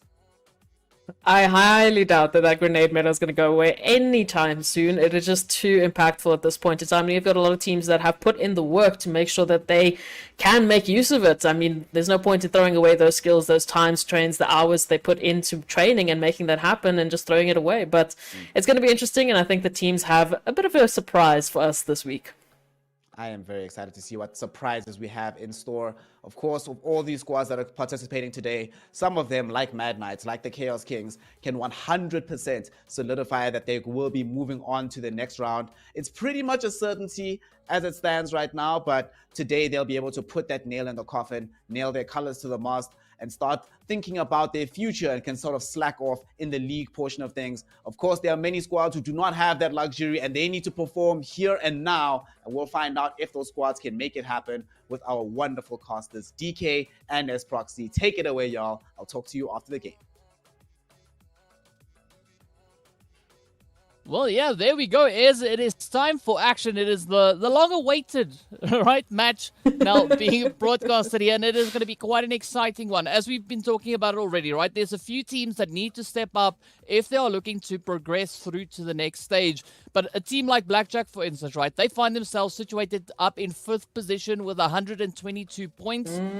I mean, they can to a certain extent afford to take it a little bit more relaxed today, right? Because they don't have to put so much work in to try and solidify their position. They're already in the top 5, and it's going to take quite a bit of work for any of the opposing teams to potentially look to contest for that position in which they find themselves. But as we were talking about it before, right? We're going to be looking at the players there from Black Crystal. We're going to be looking at Serenity Esports, also underrated esports, and then of course the players coming through there from BBCX. Those 4 teams are, the teams that are a little bit worrying for me at this current point. So curious to see where they're going to try and push it up to today.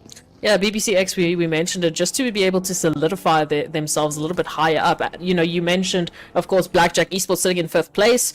They can take it a little bit easier. We also mentioned that, we're not necessarily seeing the best that these teams have to offer just yet, because we're not yet in the grand finals. We're not yet in championship weekend. They don't want to give everything away just yet. So they want to have, afford themselves that luxury of keeping a few of those strats, secret, keeping a few of their movements a little bit quieter, and bringing those surprises out in championship weekend. So a team like Blackjack, they have afforded themselves that luxury, as you mentioned, sitting in 5th place. I think they're looking pretty comfortable. I'm not expecting anything crazy just yet. Also, this flight path that we're looking at, very northern side of Erangel, so a lot of the water will be taking place in that zone, but a few opportunities for some of the teams like Slime 4KT, FX, just to set themselves up quite nicely. But yeah, definitely very worried about Black Crystal this this week. They need to get some points, DK, some points badly if they want to climb that leaderboard. Yeah, I mean, it is a little bit worrying, right? Because at the moment, the position they're in, the value of that, the number attached to that position is more than the total points that they've got at the moment, right? So, yeah, you definitely want to try and, push it up as high as you can. I was trying to say ump, but then I realized ump is not really a term word. You and P. Yeah. What are you thinking about here? Yeah, you gotta bring out that SMG. There we go. But I'm definitely curious to see how the teams are going to be adapting to to the adjustments and the changes that have come through from this update. As it could maybe throw the whole kind of meta out the window and take entirely different shift this time around. It would be nice to have that wrench, in the works coming through at such a critical point for a lot of these teams. Look, I say it's nice for a viewer perspective, for a storyline perspective, but it could be very stressful for some of the players, obviously taking the games this week and trying to climb that leaderboard, especially, like we mentioned, Black Crystals, the Serenity Esports, the underrated esports of the Umzansi Esports League Season 5, who are currently not in the best position. Or maybe that's exactly what they need to shift the tide. We'll have to wait and see with today's games how that's happened. Obviously we didn't get to see them last week with the update changes and the crazy offline games that had to come through. It is sad that we didn't get to see that initial, peak, I guess we could call it, at some of these teams, but I'm not expecting all of the secrets to be revealed today, but it might provide us a fun little bit of analysis to deal with. We do see a couple of teams still finding themselves there towards quite the southern part of the map with the military base. We have BBCX busy making their rotations through, who they might run into Mad Knight depending on the pathing that they're going to take into this one. So keen to see what's going to draw from that. Also, the western side of the island looking a little bit packed, DK.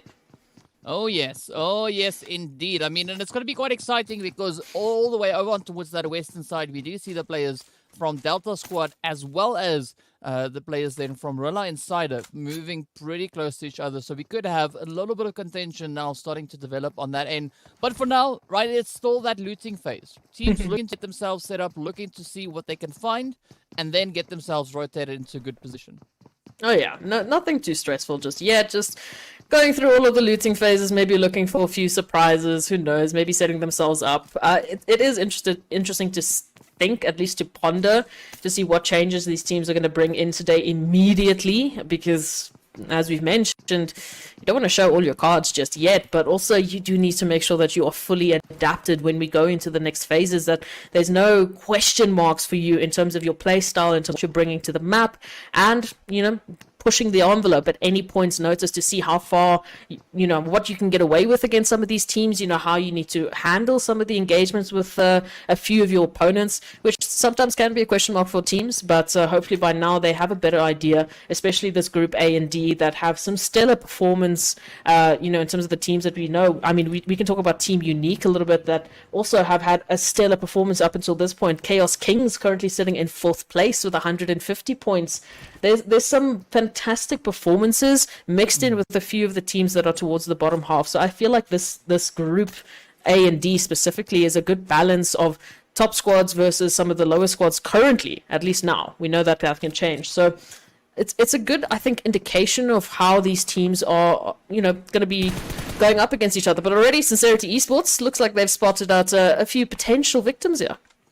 Yeah, and this is going to be an important play, especially now for Sincerity, to try and make all the way down towards the southern side, right? Delta Squad, they're sitting up in 18th position, so they can afford to, kind of play this one however they would like. Obviously, they're going to be turning their attention on potentially trying to get those squad wipes through. But as we can see, Sincerity coming in with a very kind of adaptive approach. We've got Muffin rotating all the way up on towards that more of a southern position. And then the rest of the squad now also just starting to break off, trying to encircle the players here from Delta Squad. So it is going to be a little bit of a tension kind of laid performance coming through here. As, Sincerity, they really want to try and get themselves into that top 24 position. Yeah, and I mean, a few eliminations could go a long way to bolster their opportunities towards that overall leaderboard, and it looks like they really are investing quite a bit of time, and, well, we know time is money right now here into this engagement. And looking at it now, Delta jumping into a couple of vehicles, trying to make a run for it, but a little bit of a spray coming through from Sincerity might deter them at least just for the moment. But at least there, we've got the initial scout out. We've got at least one player from this team out, and with a knock on towards Muffin, this might be the opportunity that Delta Squad need to get out of this. It could definitely be the opportunity for them.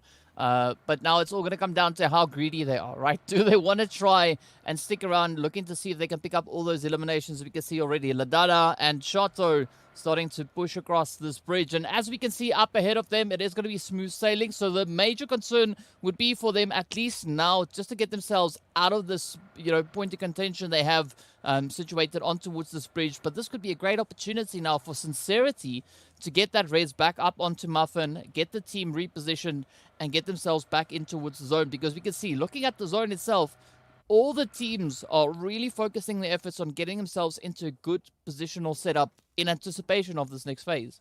I do love it. I do love the focus on rotation from these teams. Of course, we know it's a very northern side of the zone, and already a majority of that next zone has been taken up by these teams. Only really Stolber and Kameshki that I'm looking at that's pretty open for the taking, potentially even a little bit quieter towards prison, except for BBC. But looking at the rotation now, Delta Squad have left a few stragglers behind, waiting for that rotation from Sincerity. So this might be at least just a light bridge camping. We're not doing any heavy investments just yet. They might be moving shortly with that zone coming through, but they definitely are looking for at least a few morsels of revenge. Just say, you took one of ours, we might be taking one of yours. But rotation is going to be coming through as Sincerity still finding themselves there towards that military base island.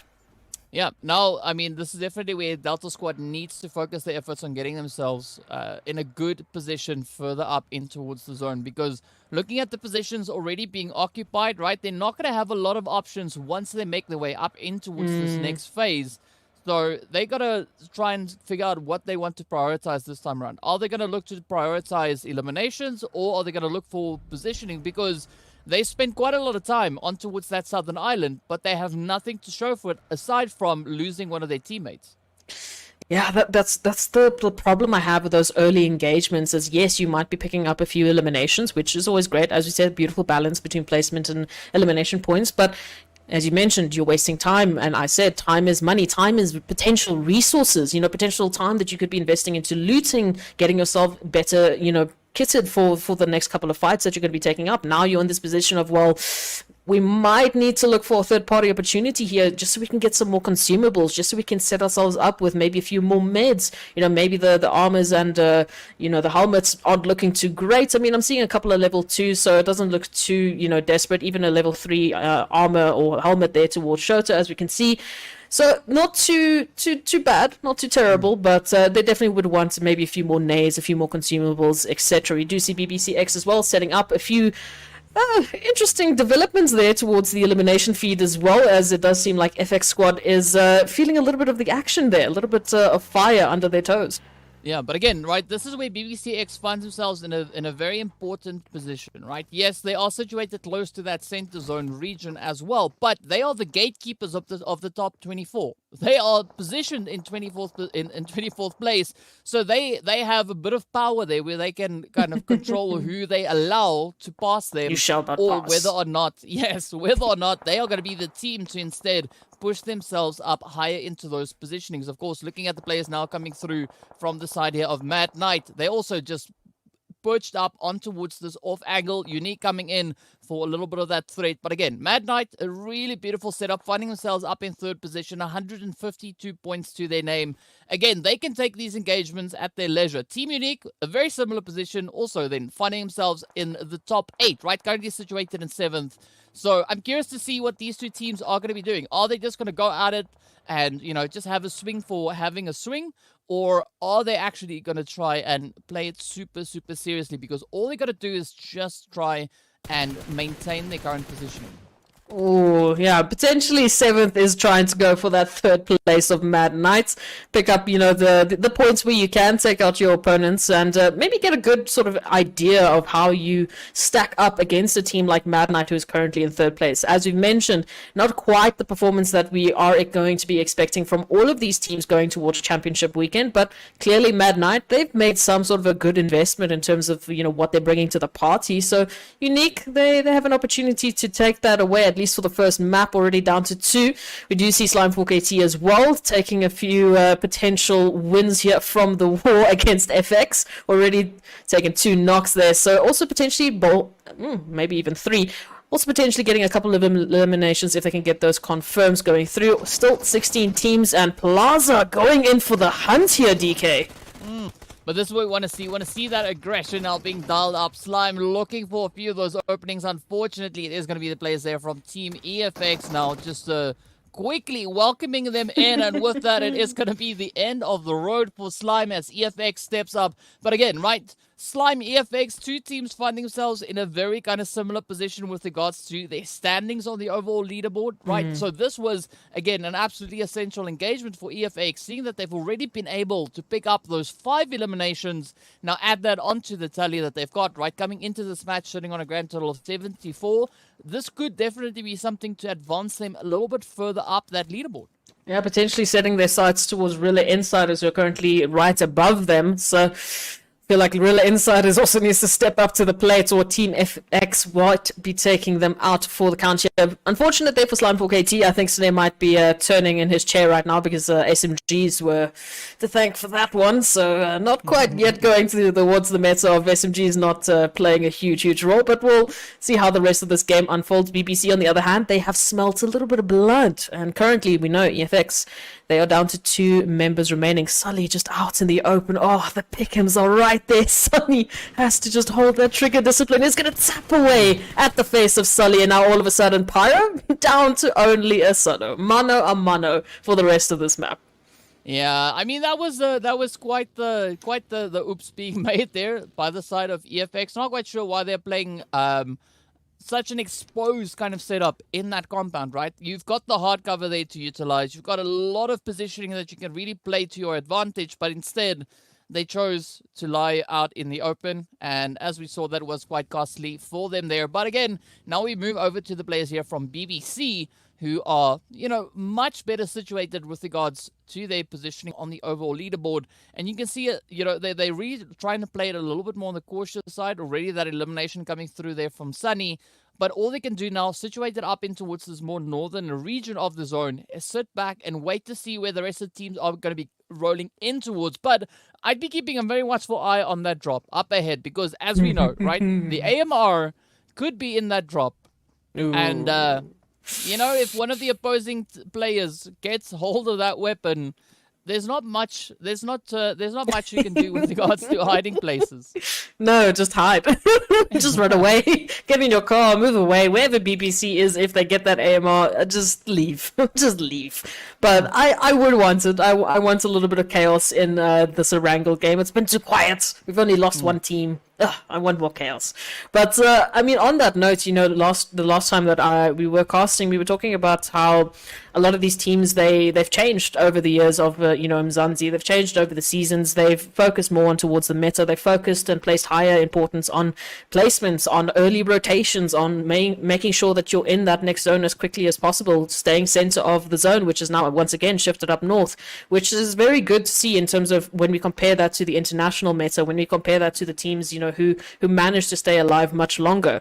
So it's good to see that some importance and at least focus has been placed on that from these African teams, because it shows that there's adaptability. It shows that they are changing, they are learning from their mistakes, which is fantastic to see. But as we mentioned, that zone leading up a little bit closer towards Severny, just the top of Rozok basically still involved in the zone, and the rest of the teams having to make a few more rotations, such as Black Crystal, Delta Squad, who's taking quite a wide eastern side rotation, and Mad Knight coming through potentially behind Team Unique. Yeah, there's a few potential plays that could be made here, as we can see a big mass migration of teams now all heading up from that southern position, right? Trying to cram in towards the hillsides. BBCX being one of those teams now just looking to find themselves a good secure position to rotate up in towards. Ideally, I would like to see them maybe rotating up towards the north, right? Not pulling in on this western side, because we can see the entirety of the northern zone being open. There's a great vast expansion there for the teams to move into. We've got those hillsides up there as well. The only team we could see that could present a little bit of a challenge, especially now to BBCX here, could be the player that's coming through from the side there of Chaos, because Chaos, they just kind of seesawing on the very edge of that zone. So who knows, maybe we could have a bit of a position come through from that. Also, we do see Sincerity just up ahead of BBCX here, so the teams need to really put a lot of thought into these positions, because one false move and that could mean the end. I mean, we have 15 teams and we are 3 zones deep. We're almost hitting that 4th phase, so there's a lot of pressure coming in on them now. Absolutely, and space is just running out by the second. As you mentioned, that northern side still looking a little bit open. I am seeing already Blackjack Esports spotting out ATX there, so might be jumping in with a couple of shots towards Aatrox. We'll keep an eye on the elimination feed to see if anything comes to fruition for them. And Delta, with that wide eastern rotation, has actually ended up towards the northern side of the zone, so they at least potentially have heard the little bird that is DK and made some smart choices this time around. But definitely that southern part of the zone is looking very packed and a little bit scary if you look at it from this point of view, because we know as soon as that space runs out and rotations have to come through, the teams that find themselves zone blessed in the center and can just sit and wait are just going to be perched and perfectly in position to take a couple of shots at rotating teams and pick up their eliminations.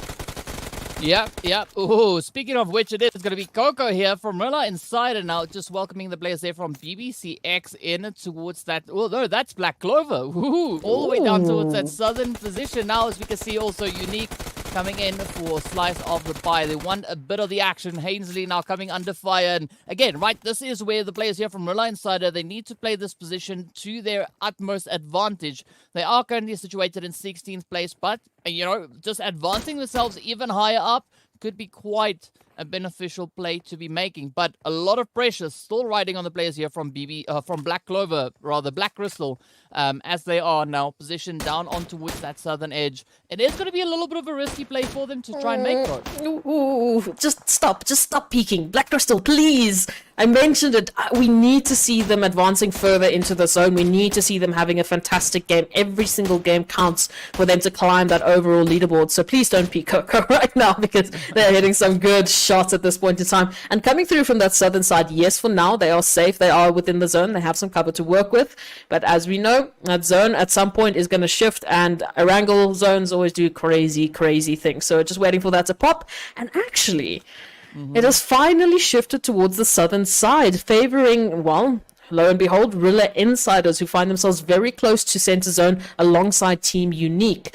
So at least for now, Black Crystal, they have just found themselves zone blessed for at least a moment. And as we obviously know, Slimefork AT, if you missed it, they were the first team that got eliminated earlier on, but still plenty more teams that have to jump back into the lobby. Yeah, as we can see, a few of those hits now being dealt down onto the players there from Blackjack, and it is going to be real unsighted now, continuing their efforts, just lining up a few beautiful shots as they make the connection there.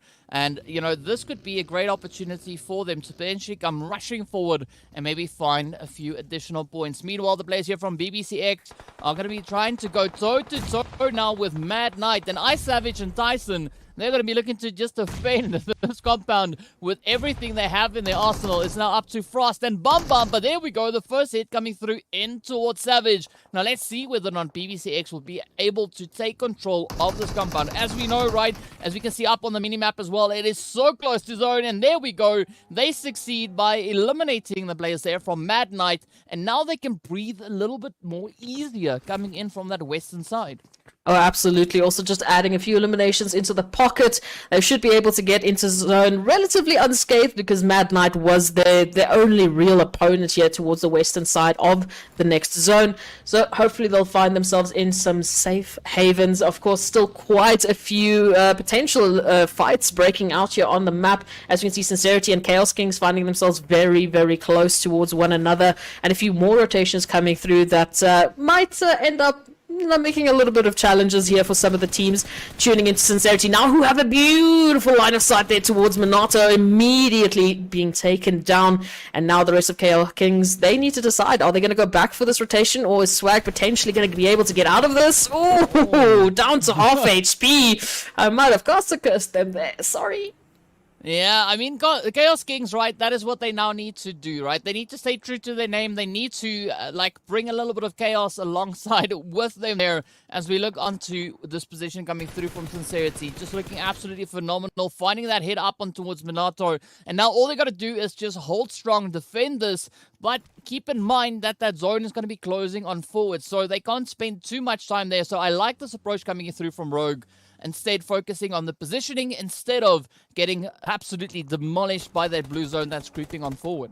Absolutely, just focus on those placements, otherwise you might find yourself in exactly, ironically, the situation. BPC already have set themselves up within the zone, and they're sitting and waiting, just gatekeeping anyone from getting into safety. Now they have not only Sincerity in front of them, but of course we know Chaos Kings just behind them. Delta Squad in the meantime have gone out, and all of the chaos is breaking out here on Erangel, as we would expect, with 13 teams making it into the 5th phase. Yeah, up comes this insanity. Up comes the chaos that we were waiting for. It is going to be the players here from BBCX now trying to apply a bit of pressure, moving on towards Sincerity. We did see the players there from Delta also just a little bit further up away towards that northern side, as we can see Fellas and the rest of the team now just trying to play their position, looking to see if they can maybe find anything to make, or any gains that they could find moving in from that side, as we now see those eliminations starting to light up. But BBCX holding on to the very edge of zone. Frost, Device, they're just going to try and snake this one out, potentially trying to creep themselves right up alongside Sincerity so they can send those utilities out.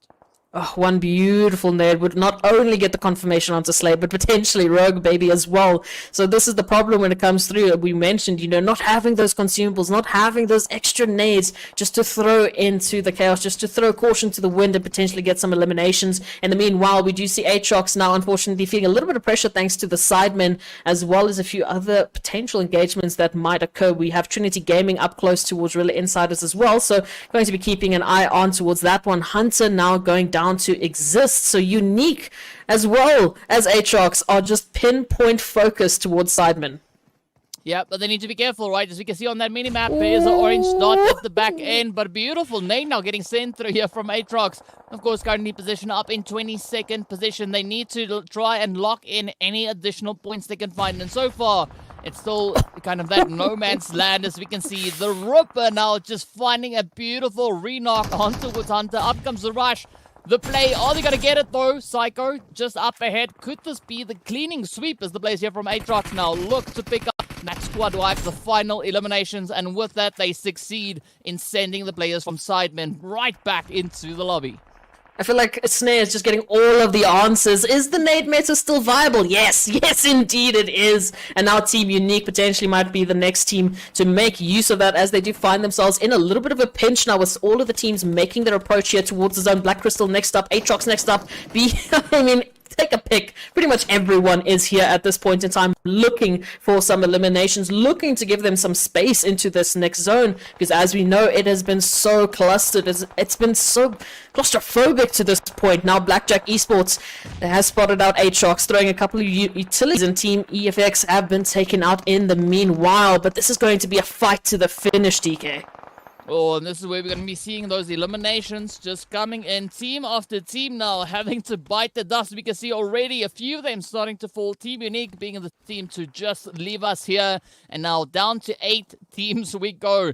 It is going to be Aatrox already sitting on those 3 eliminations. 3 players still alive, and they are, of course, coming in from that eastern position. But BBC beautifully set up in towards that zone. We see the players there. Or at least the player left for the side of the Chaos Kings. That is going to be Tricks now, trying to show us what tricks they can manage to kind of pull out of their hat as they are about to be surrounded. So you can see BBC trying to push on forward. Grim and the rest of the players now from the side of Aatrox, just trying to play out on the side of this hill. Don't want to move up unnecessarily, but they don't have much of a choice, right? Because we know Blue Zone is going to start closing in the next 35 seconds or so. And Blackjack lying in wait, but a beautiful nade being sent out there as we can see Blackjack now really feeling the pressure starting to mount up. Yeah, this trio between Blackjack, between Black Crystal and Aatrox is going to implode at any possible point, and Phoenix might be the next player to set a light to the situation. As we can see, it's a bit of a triangle of absolute chaos. Blackjack looking at Black Crystal, Aatrox jumping into between both of them, and now Phoenix looking for the push here, has already found 2 knocks. That's to be careful, because if they make this investment, they could be exposing themselves to the surrounding teams. Aatrox as well, smelling blood, trying to get closer. It's all about that timing. It's all about that decision. Wolfie now lying in wait in the grass, just waiting and listening to see what's going to be happening. Blue Zone comes on through. This is 6 layers deep of that blue juice. And DK, as we know, it starts to chunk your HP. Yeah, I mean, this is almost like an onion, right? It does make you cry, but not for the reasons a normal onion would. As we can see, it is going to be Grim now, just gatekeeping the place here from Blackjack as they push on forward. Oh, and with that, a very grim finish for the players there from Blackjack as they now have to pack their bags and head right on away. BBC, though, are going to be reaching across a beautiful explosion coming through on towards that vehicle, and that is what we love to see. But now, again, the teams are being put to the challenge. 5 teams remain to try and fight it out. We can see the players there from Trinity holding on towards that southern position, but they still need to get themselves resituated back in towards the zone. The only team holding on to zone is going to be the players there from BBC, as we can see Sunny just now quickly trying to alleviate a little bit of that pressure coming in from the side there of Aatrox. It is going to be Grim, the final hopeful left for the side of Aatrox, looking to maybe find a few positions to play. But again, right, we got the players there from Chaos King up on the high ground, and that can be such a beautiful position if they can find the angles a little bit further down below. The same, of course, can be said for Rogue Baby coming through from the side of Sincerity as well. And all focus is on BBC right now, because they're running around with 9 eliminations already in their pockets. Currently, at least definitely secured a 5th place position here, but they want to go further. They want to potentially go for that winner chicken dinner. And with the position that they currently hold, zone blessed and very comfortable for this point at least, they could definitely make it happen. But it's going to come down to these next couple of engagements. It's going to come down to the timing. When are you going to get involved? Are you going to go for the third party? Are you going to be lucky enough to go for that third party, or will you be the victim of such an occurrence? As we know, Aatrox, the only other team that has, at least in terms of numbers, the ability to Trinity Gaming, the numbers to fight BBC, but positioning is going to be crucial here. They are finding themselves sandwiched in between the solos left here in the top 4 squads. So Serenity does go down. Yeah, and now, of course, right, the big black crocodiles, they're just going to be lurking in the shallows, waiting to see who's going to dare venture up for them to just snap away and pick it up, and it is going to be Sunny to strike down and end it right there for Aatrox. We can see it is going to be that rush coming through now. We have Mercy getting absolutely zero mercy as Kratos now comes rushing on forward. Tricks holding on for the side here of the Chaos Kings, but this could be the play for BBC to pick it up. It is going to be Kratos to get traded down, but 12 eliminations already locked in now for BBC. What an absolutely insane performance this is coming through from them. Sunny also now quickly and swiftly dealing there with Trinity Gaming. It is down to Chaos Kings to maybe bring in a bit of a deciding play here, but I mean, I'm not quite sure whether or not Tricks will be able to get anything dealt. Oh, there we go. The hit comes into Nihal Sunny. The next one up. Could he find the final spray? No. Unfortunately, it is going to be the players from BBC to come in with an absolute runaway performance. 14 eliminations and 2151 damage being dealt. I mean, that is absolutely insane. Almost a 30 bomb.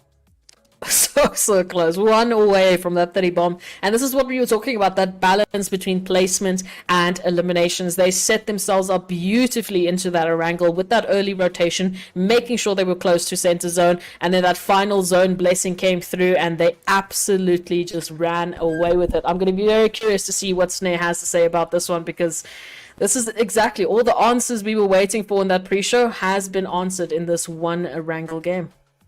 Yeah, I mean, wow, there was a lot of answers coming through in this first match of the day. So, I mean, I'm quite excited to see what the teams will have in store for us in the remainder. But, you know, as you said, right, we got to hear what good old Mr. Snare's opinion is about the chaos we just saw unfolding on the battlefield there. Well, what I have to say and how I feel about this is we are already seeing that there's a marked difference in how we've seen Erangel play out in the past. For the most part, it's been the map that's just like normal. We normally know exactly what to expect, which squads are going to be getting up into each other's faces early, which of the squads are going to be hanging back. But today, it really did feel like either one of two things happened, when I'm not 100% sure which of the two is the case. On the one hand, we certainly did see that because it's a new meta right now with the new patch, and at the same time we are this deep into the league format, it did seem that everybody's feeling a little bit skittish on this one. We've got, how many zone players was there? 13 teams in Zone 5? What? That's not supposed to be happening, as. But that's exactly what ended up taking place. I mean, even BBC, the team that ended up taking this winner chicken dinner, they did very well, but most of their knocks and most of their damage was actually dealt out in the latter portion of the game rather than consistently throughout the game itself. And I mean, that's the beauty, and we often see this meta being, you know, used, as we mentioned, in the international scene when we look at the international teams, and that's why I said it's great to see that this focus is coming through, that we're seeing these African teams adapt to that we're seeing them change it up, because I remember in season, if we had double-digit teams towards, means by phase 6, that would be okay, a little bit weird.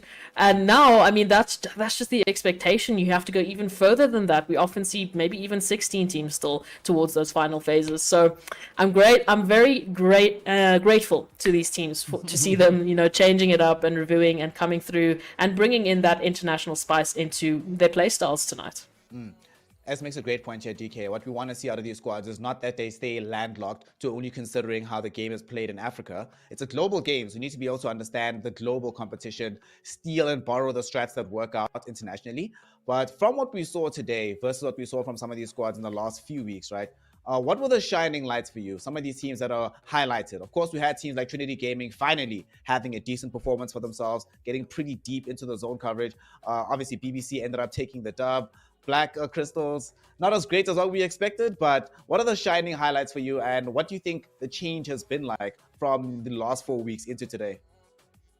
Well, I just got to say, BBC looking a lot more confident moving into today's match, right? I mean, the way that they dealt with the positions coming through, yes, they did pick up a lot of those eliminations through stealing them away, but also the positioning coming out, they were just worked out so favorably for them. So we are seeing a little bit of that dynamic change coming through from the teams. But again, right, the teams are coming to the point or the realization that they need to step up and bring in enough of a performance to secure the slots moving through to the next phase. So the closer we get to that championship performance, right, the more we're going to be seeing that increase coming in from the teams across the board.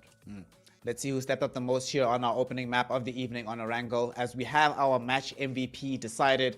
I'll be quite surprised if it's not somebody from the side of Team BBC, but you know, anything can still happen. We've seen many times in the past as that it's not necessarily the player on the winning team that gets the most knocks, and today that particular legacy will be lived up to, as Sincerity Esports got themselves 5 elims out of Rogue Baby here. 30 minutes survival time, quite a long time to be out on this map, but the most important part, even though they might not have gotten the most placement points, those eliminations, those 5 points really can actually make the difference between being in the top 24 and having to watch from the outside as everybody gets to play inside the club. Absolutely, and we put that focus onto Serenity Esports. We said that they need to pick it up. They started the day sitting in 27th position on the overall leaderboard. So I am so happy that every single one of the individuals are stepping up, and that we are seeing Row Baby especially step up to the plate to make sure that Sincerity have their best possible chance at getting into that top 24. Yeah, the closer we get, the more important it is that these individual performances are necessary and required out of your squads. Of course, some of the teams that we did see do relatively okay. As we're going to be seeing how the match actually played out in terms of placement points and eliminations in total. Some of these squads, as we're going to talk about, the fact that they've already secured themselves practically top 16, some of them top 4, Chaos Kings, Aatrox, they don't necessarily have to worry about this. Even BBC now, from this performance, will be very comfortable in the leaderboard.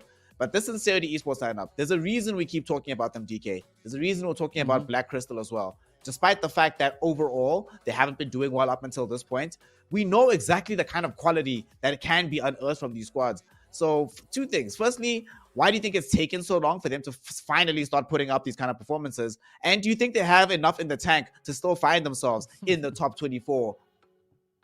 I mean, if today is an indication of the potential momentum that they've eventually kind of clicked into place, right? I do think they could bring in enough to just catapult themselves up the overall leaderboards, right? Because Black Crystal coming in with those 8 points and the players there from Sincerity locking in those 12 points, that is going to do absolutely phenomenal things for them with regards to their standings, but they can't stop after just one match, right? They need to push it all the way through, and they're kind of setting the standard here for themselves, right? They need to kind of uphold the bar that they've been able to bring in this first match, so they need to keep it consistent moving through into the 2 remaining games they are still to play today. Yep, it is still a long evening. We still have to play Miramar later, and of course, next upcoming should be Sanhok, which is where a lot of this chaos is going to be happening. Team BBC, of course, having gotten themselves 14 eliminations out of those 29 placement points. A lot of this, though, came from stealing away some of these kills, as we were talking about just a moment ago. I wonder, right, how many of these squads that we're seeing in the bottom 8 are only here because they got a knock but couldn't find a kill because it got stolen away by BBC?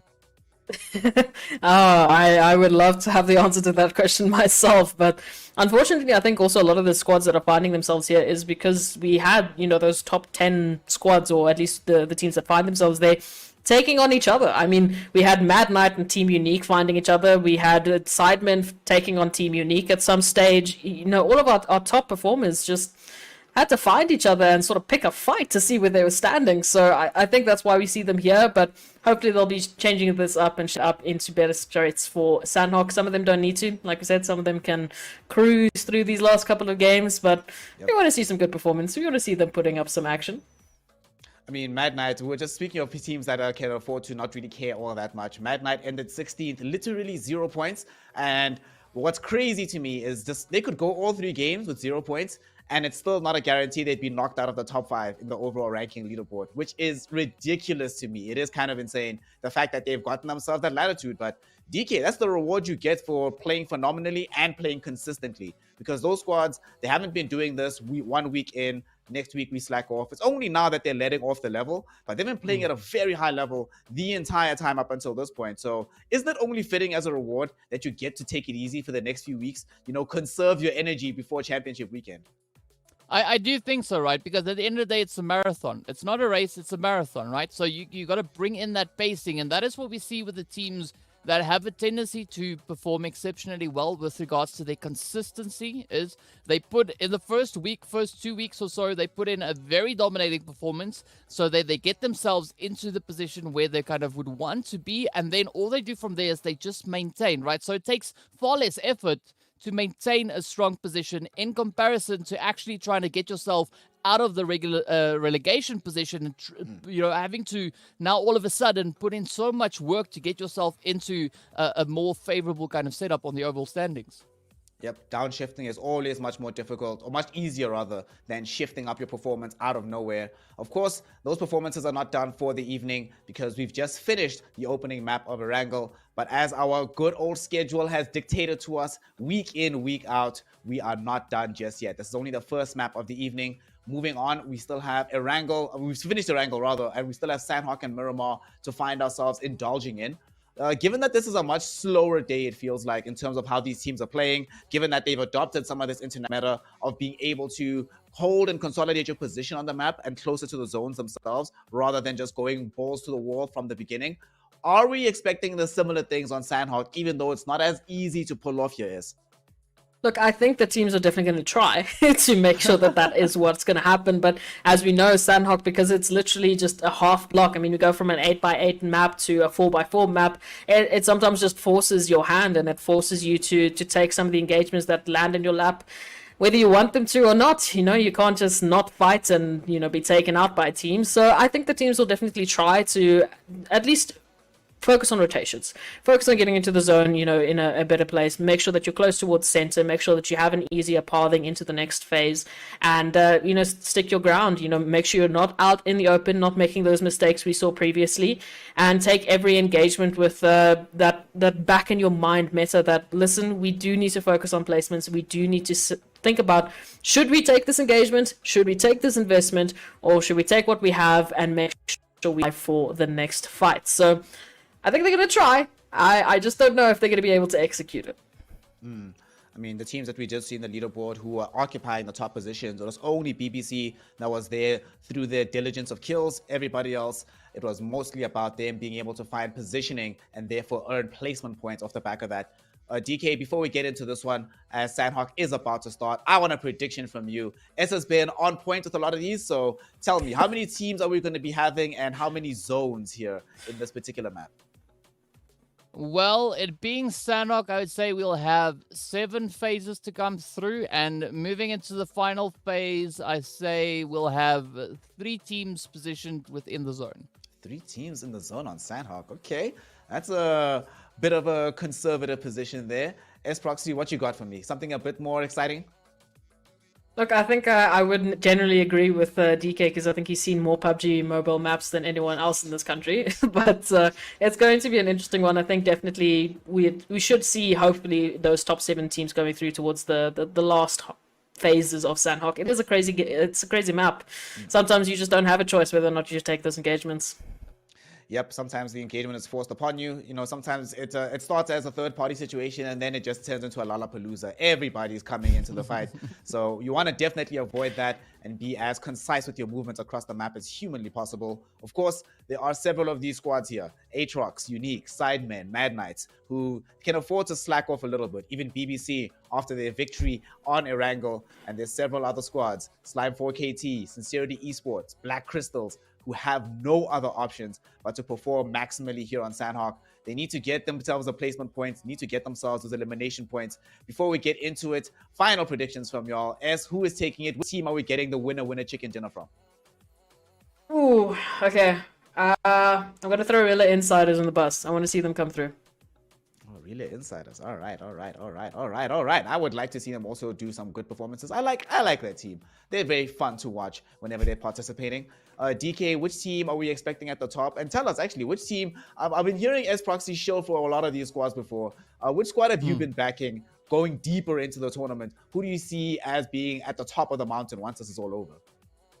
Ooh, at the top of the mountain once it's all over. Wow, that is a good question, but I definitely see, looking at the performance that we've been having so far, I wouldn't be surprised if Mad Knight was sitting at the top, right? Because they've been just showing up so consistently, and I think that's a team that we could be potentially looking towards. With regards to performance on Sanhok, I have to agree with Ez here, right? Rilla Insider is the team that popped into my mind when I looked at the teams list that we've got. So I think they could potentially be stepping up. But one thing that I want to add to my prediction from before is, right, I said 3 teams making it into the final circle, but I think there's going to be 7 teams still alive, right? So because we have a lot of that blue zone play coming through as well.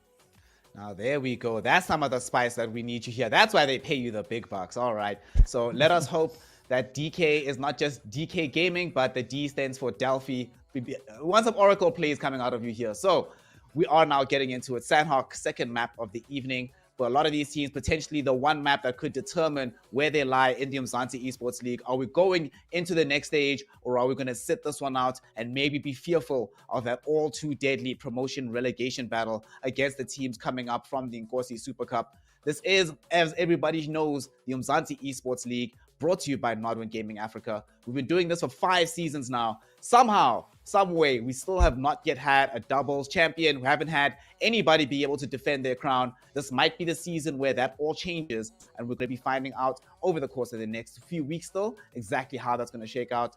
Of course, in the PUBG Mobile side of things, we've discussed before how much money we're giving away, but we need to remember that it's not about the money we're giving away, but about seeing who's the best in African esports. And to bring us who is the best and to answer that question is S Proxy and DK. Take it away, y'all, for Sanhok in game number 2. Thank you so much, Sneh. We really appreciate it. And DK, Sanhok, we know it, we love it. We know it brings a lot of chaos into the maps. A lot of the teams, if you speak to them, they say they hate it because they can't really control everything that runs through this map. So curious to see how they're going to adapt to the challenge coming through into this one. Well, I can tell you, Mad Knight and Chaos, right? That's going to be a very exciting start right there. And of course, the players from Sidemen down in towards that Kampong position as well, already situated alongside the players there from Delta. So there's going to be several points of contention, as we can see, and actually a very satisfying spread coming through here from the teams. We can see a few of those eliminations already coming in as the teams are making their way on through. But it does seem like Mad Knight, right, they want to try and maybe lock themselves in towards that team position, as we do have that zone now also gracing us with its presence here. But, who knows, right? Quarry could be quite an interesting position as well. Yeah, definitely. I mean, taking a look at, BBC X coming through there, BBC, the other BBC just close by as well. I knew this was going to happen. I was worried about this earlier. Now BBC versus BBC. Oh, we'll see if it happens. But FX also joining in the party as well. A little bit more spread out from FX as well. I mean, they've got one towards Camp Bravo, one a little bit more towards Bun, one towards Quarry in the form of Pyro. So I think they need to get a little bit of a regroup going here, hopefully shortly. Otherwise, they might be finding those stragglers taken out, at least early on. But still 16 teams alive so far, so we haven't seen any crazy wipes. We are seeing a few jumps into that elimination feed, as we can see popping up. So yeah, unfortunately, is the beauty and danger of Sanhok. Sometimes you just don't have a choice, and with the hot drops that we're seeing here towards Quarry, that might not be their choice today. Yeah, but what's quite interesting to see, though, is, I mean, we've got that position for Blackjack, right? Cow up towards the north, uncontested. Paradise, uncontested. Bootcamp, uncontested. So all the usual, your usual kind of points of contention, completely uncontested. By none, uncontested, right? Sincerity, they've got full control right there. I mean, even the entirety of Trifecta, it's uncontested, right? The odd places like Kampong, having a little bit of love being shown to it there. So it's great to see the teams really trying to change things up.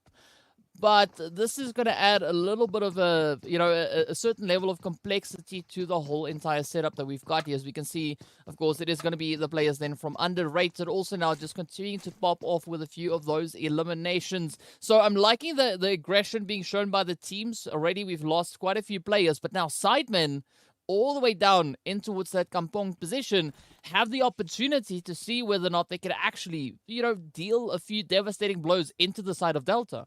I agree with you. The idea that a hot drop and Kampong can go in the same sentence is weird. It's just, I don't like it. I don't like it, but it is what we're going to have to look at here. So Sidemen now meeting up and just getting set up for this next engagement. They are a little bit more spread out, as we can see, but potentially with a great line of sight. Shoto just outside the window. I'm not sure if they know that Nerf Me is literally just lurking around the corner under their nose. I couldn't be more literal about it. But Sidemen having to choose their engagements wisely here. As we know, one false move and they could be unfortunately being the team returning back to the lobby. Now Delta looking to be making their move, as we can see, repositioning coming through, trying to get a better angle to what's happening outside here. And Sidemen, they've just gone quiet. They're waiting for information, waiting for Delta to make their move. And we remind ourselves that they're doing all of this outside of the zone, of course. Kampong not involved in that next zone. So the time that they invest into this, I mean, I'm reminiscent of that engagement we saw on towards military base on Erangel. Could pan out, could give you a few eliminations, could also just hurt you in terms of that rotation up, into potentially Quarry or into the southern part of the zone, which for now is uncontested, but we still have rotations to worry about.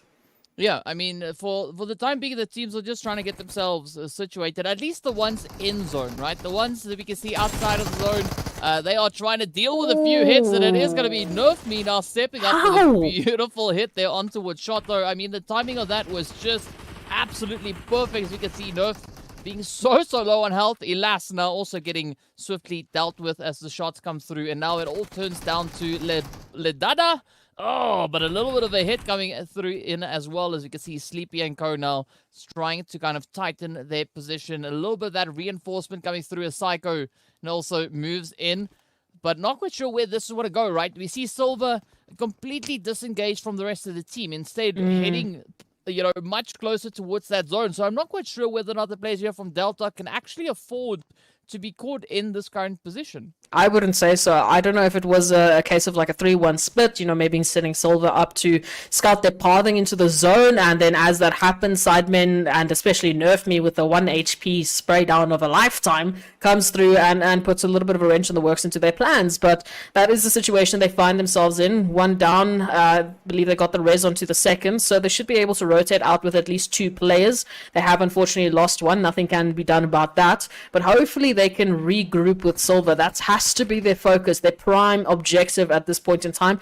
Otherwise, they're going to be going out as the first team on Sanhok with 0 placement points and, at least 1 elimination. So it's not quite the start that they would want for this first Sanhok game of the day.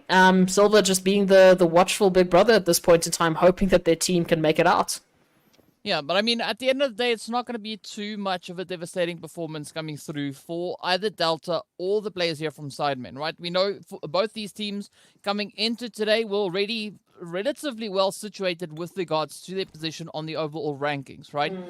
What's going to be more important is a team like Slime, for instance, right? Yes, they started off the day right behind Delta, but this is not the kind of performance that we are accustomed to be seeing coming through from Slime, right? We want to see Slime just show us a glimmer of the kind of reputation that they've been able to establish for themselves. We want to see that absolutely dominating play coming through, even if it is on Sanhok. I mean, sure, that'd be fantastic, but still wanted to see that consistency coming through from the side of Slime, right? We want to see them just end up a little bit higher on the overall rankings. Already they are in top 24, but, just push it up a little bit more.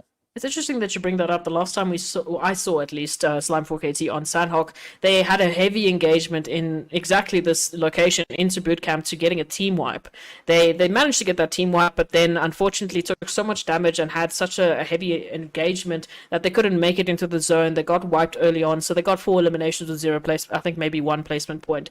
And again, it comes down to that balance. Slime 4KT, a team we know absolutely has a handle on that balance within PUBG Mobile, on that balance and that best opportunity to get the most amount of points within PUBG Mobile. Currently sitting in 19th, position with about 68 points. It's not bad, as we mentioned. They're above that 24 slot, but you want to get higher. You need to make it in the next phase up to 16th. So hopefully they can push the envelope this time around. Already Aatrox and FX have found each other. I mentioned FX early on. I mentioned they need to regroup, and what is happening now?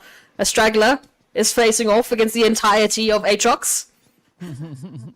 Yeah, well, we do see Nico not being too far away from their current position, right? So there is some form of reinforcement, at least for the side of EFX, but I have to agree with you. We'd love to see that regrouping coming through. Run away! Just putting a little bit more effort on getting themselves much, much closer, because looking at the position, especially coming through from Sully, I mean, Sully is all the way up towards Mong Nai, right? So if something was to happen to Mercury or Nico, that's kind of all she wrote. That is, a very devastating blow being dealt to the side here of EFX. But, I mean, looking at Aatrox, they are playing this one with an entirely different approach, right? They kind of staying grouped together. They're moving up as a unit, and that allows them to focus more firepower on any potential player that they can spot. And I mean, looking at Mercury, you can see the players up ahead coming through there from Trinity Gaming as well. So if I was Mercury, I'd be really worried.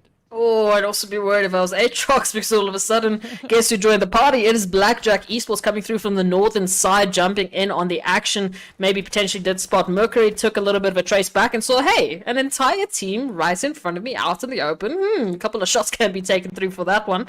So Blackjack now, they have one down. But confirmation should come through. Then finding the other 3, that's going to be the next challenge that they may or may not take up here.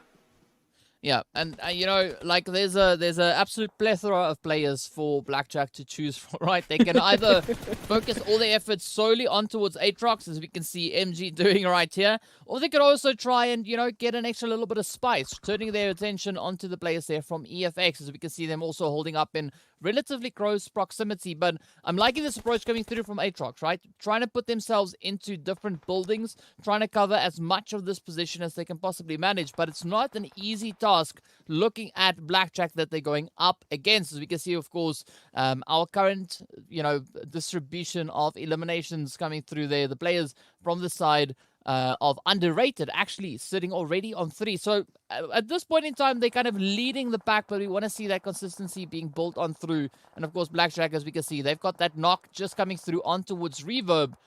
But Zane's position here could be quite devastating, especially on towards Aatrox and, who knows, even on towards EFX.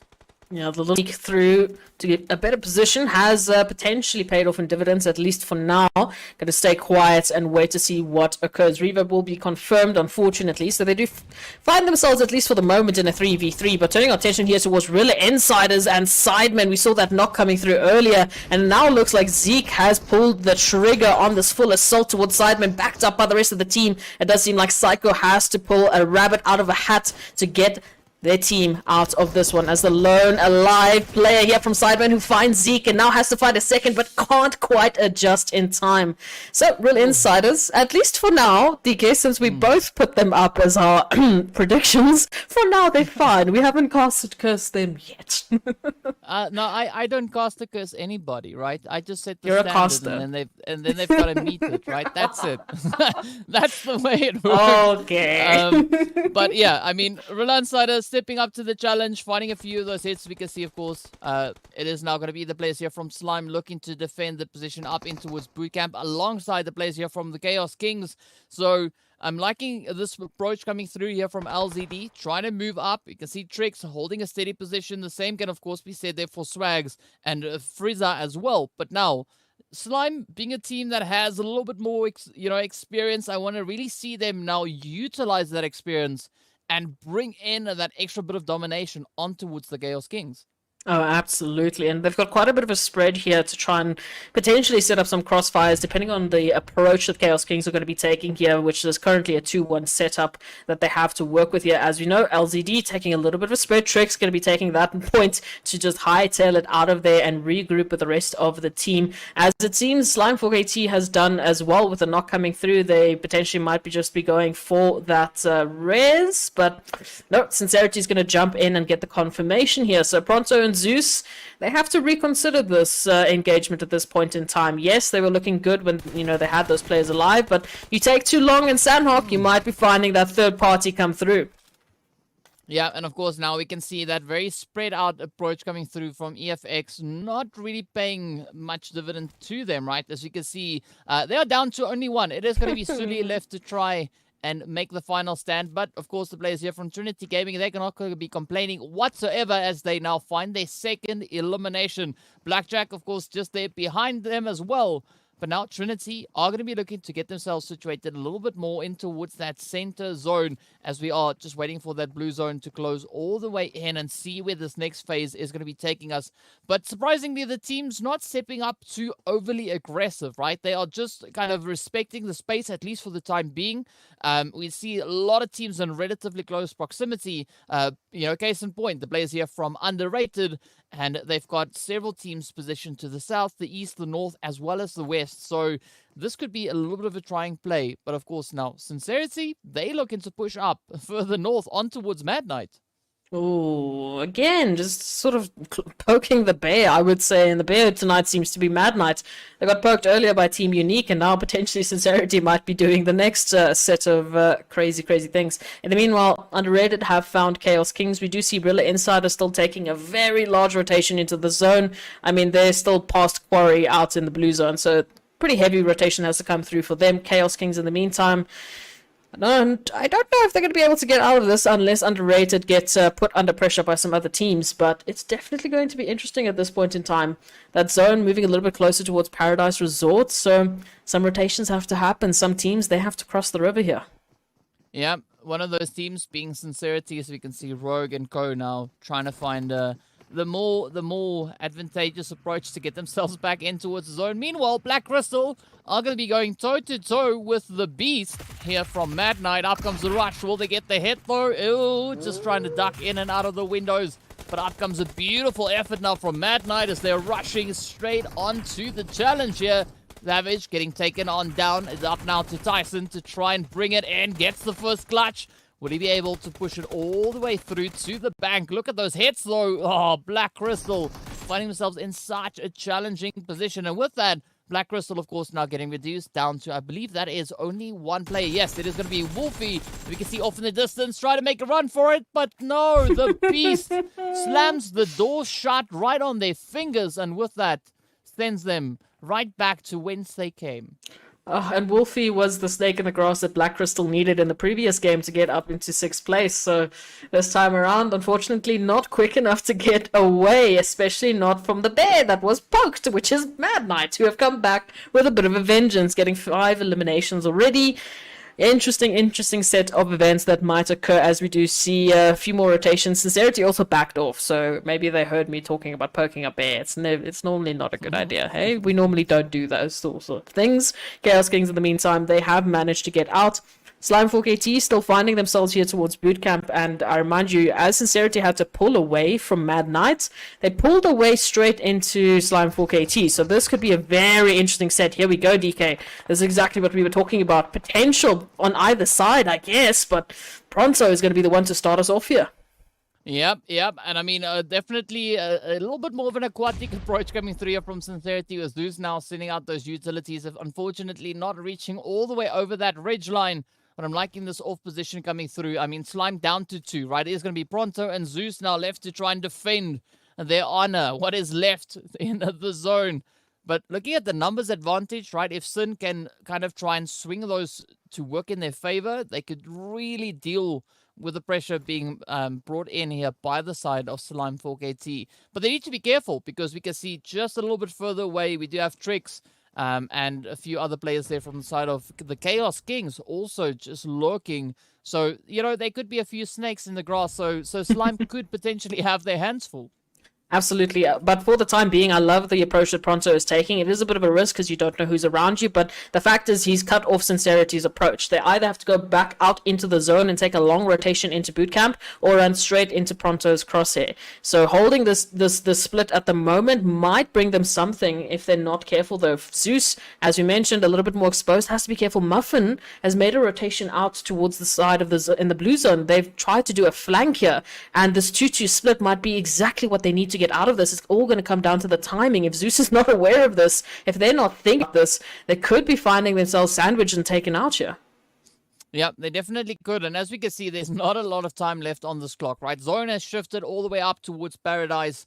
So that in and of itself is going to be quite challenging for the teams as they still have quite a lot of ground to try and cover to get themselves resituated back in towards the zone. But looking at the approach coming through here from Sincerity, that 2-2 split could actually potentially be working out to some degree for them. Unfortunately, we did see Muffin now getting knocked on down there. Pronto's off-angle position really working out quite phenomenally.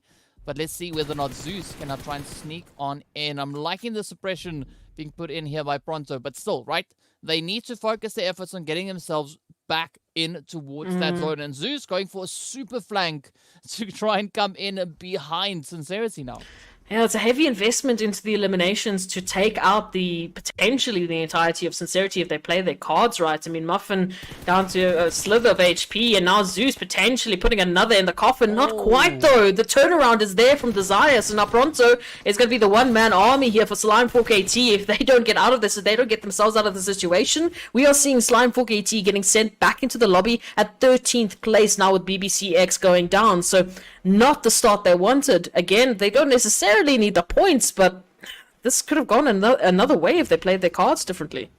Yeah, ain't nothing wrong with finding some more points along the way, but Sincerity definitely being a team that is in need of as many points as they can muster. Now, You can see Pronto just trying to put up a few of those smoke screens, trying to get themselves back into safety. Meanwhile, Rilla and Side are going to be fighting it out on the southern edge of zone, going up against the players there from Unique. But a very interesting split coming through here from Unique, right? We can see exists all the way down towards the south. The rest of the squad situated in the safety of the zone. So that could bring in a little bit of a pincer play for the players there of Team Unique. And Sincerity, meanwhile, now faced with the challenge of getting themselves out of this danger zone, right? Blue zone is not going to be anybody's friend. We do see Tyson also now getting blown up as they were trying to rotate in towards the zone. But unfortunately, it is going to be the players there from the side of Trinity Gaming putting a bit of a halt to those advances. Meanwhile, BBC just playing it super, super sneaky up alongside Delta.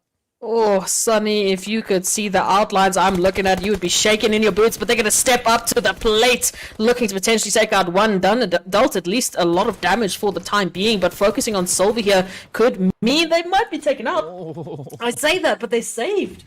Yeah, and that's all that was needed, right? What a great effort that was being brought in by the players of BBC, but of course a big helping hand being brought in by Rilla Insiders. We could see a few of those eliminations getting stolen away. Unique now still looking to apply as much pressure as they can manage on towards the side of BBC. But again, right, this is a little bit of a triangle of doom happening right here. And we can see a very similar kind of approach happening up in towards Paradise. So I'm curious to see how these teams are going to be looking to get themselves secured into this next phase. Oh, it's going to be an interesting one there. I mean, taking a look at it now, BBC just looking around the horizon, looking to see what their opposition is holding for them. Of course, Sunny still has to get into the zone. Sincerity, in the meantime, taking a little bit of damage there from the play zone, as well as the Chaos Kings here. Kratos just spotting out all of this opposition and just taking a shot at anyone and everyone they possibly can at this point in time. 12 teams still alive, and BBC looking to build up their eliminations again, similar to what we saw on Erangel. So depending on their position in this next zone, this could be very, very interesting for BBC as well.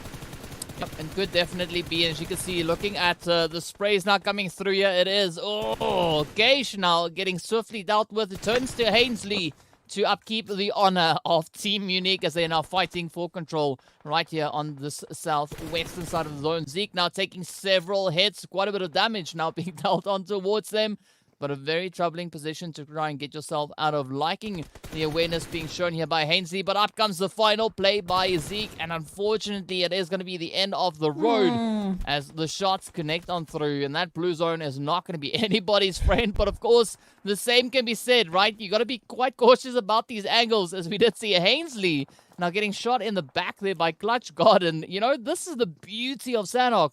All these small little mistakes get severely punished by the number of teams we still have moving through into these phases. And what a number it is. I mean, we only now went down to 9 teams within the 6th phase of the zone on Sanhok. Absolute chaos. I mean, as we mentioned, it's already tiny to work with. I mean, the space you have is already half of what you have on the other maps. But now adding these teams' resilience and their sort of stubbornness not to go out is absolutely beautiful to witness. We see Blackjack taking a couple of pot shots as well. Aatrox trying to deal some explosive damage there towards BBC, who are just going to be hiding here by the ridgeline for the time being. In the meanwhile, they look towards their pathing into the next zone that has shifted a little bit more south, which currently means that we don't have a single team that is currently centered zone that is set up and ready for this. BBC will make a break for it, as will Team Unique, but they need to be careful here. Of course, Aatrox is still a threat.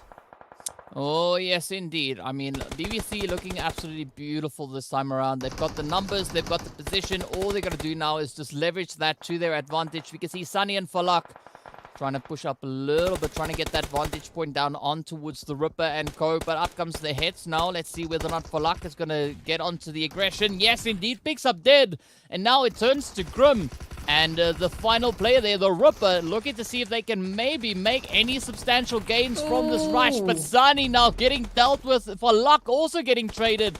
And the players here from Aatrox now just stepping up so beautifully, sending a few out over on towards Nihal. But look at the Ripper now, trying to push it in, not spotting Kratos. And unfortunately, Aatrox now meeting their end very, very abruptly. I mean, I don't know, for a moment there I was believing in the Aatrox Ripper just phenomenon that was going on there. Nearly a change-up, nearly taking out the entirety of BBC there, but they will recover at least with 3 members into the rest of this phase. And just that, we drop down to 5 teams in the 7th phase of this absolutely crazy game. Of course, Underrated still in this as well, and they've been doing well up until this point with some beautiful eliminations, DK. 10 to the pocket right now. And they're turning their attention here towards Team Unique. Yeah, beautiful play coming through here from Underrated. But of course, you know, you got to watch out for BBC that are going to be looking to strike down. Nihal now having a little bit of that karma paying off there as they also now get dealt with. Blackjack succumbing to their injuries as the Blue Zone swoops on forward. But now Underrated already sitting on those double-digit eliminations. They are going to be looking to get it locked in and confirmed. Beautiful spray coming through here from Kratos. Let's see, will he be able to find the final player there as we have Pyros now looking to make a bit of a play. Oh, but down they go. BBC reigning supreme. And I mean, what a play that was, though, coming through from Underrated. 10 eliminations. That is absolutely beautiful. Arilla Insiders going down in 3rd place, leaving us with our focus here towards Team Unique and BBC, with another team going out. So it's going to be the focus here for Luck and Nihal. Unfortunately knocked it down to Kratos now, who has to sniff out these last 2 remaining players here of Team Unique, taking a little bit of damage, dealing a little bit back as well as Nihal is going down, unfortunately, to Keish. And Team Unique will be taking the winner chicken dinner away from BBC in those final moments, just coming out of the woodworks, out of the dark, and picking up those 21 points to 6 eliminations. You almost weren't really paying attention to them with all of the crazy shenanigans some of the other teams were putting up, with the crazy numbers they were putting up, but they made it happen in the end. Yeah, a very surprising turn of events that we had coming through on this Sanhok. I mean, several teams just coming in so heavy hitting. I mean, we did see the players from the side of Underrated bringing in those hits, BBC bringing in the performances, Rilla Insider and Unique all stepping up to the plate. So a very satisfying Sanhok coming through, and a well-deserved winner chicken dinner coming in for Team Unique. Phenomenal performance from them, and they have put themselves into a very good spot today. 21 points picked up from them on Sanhok. Decent enough performance earlier on Erangel. That's going to be setting themselves up for success in the overall leaderboard. As you were mentioning there, DK, a lot of these squads were in the mix towards the very end there. You know, very close on the prediction, y'all. It's almost like y'all know what you're talking about. But one of the things that I noticed and I kept seeing here is today it was very apparent that Mad Knights not really putting forth their best performance. They found themselves also with Chaos Kings, who aren't really playing at the same dramatically high tempo, high octane, same style of play that we saw in the first couple of weeks. That gives an opportunity for a lot of these squads to always be in contention to try and challenge for the winner chicken dinner. But as I am really becoming impressed by this BBC team today, they have looked hella strong. From the earlier portions, before we even started anything, I remember back in week 1 when our boy Patchy was out here and he was complaining, hating life because BBC were not doing that well. It's a pity that he's not here today. He would be smiling from ear to ear with how good this team is looking this evening.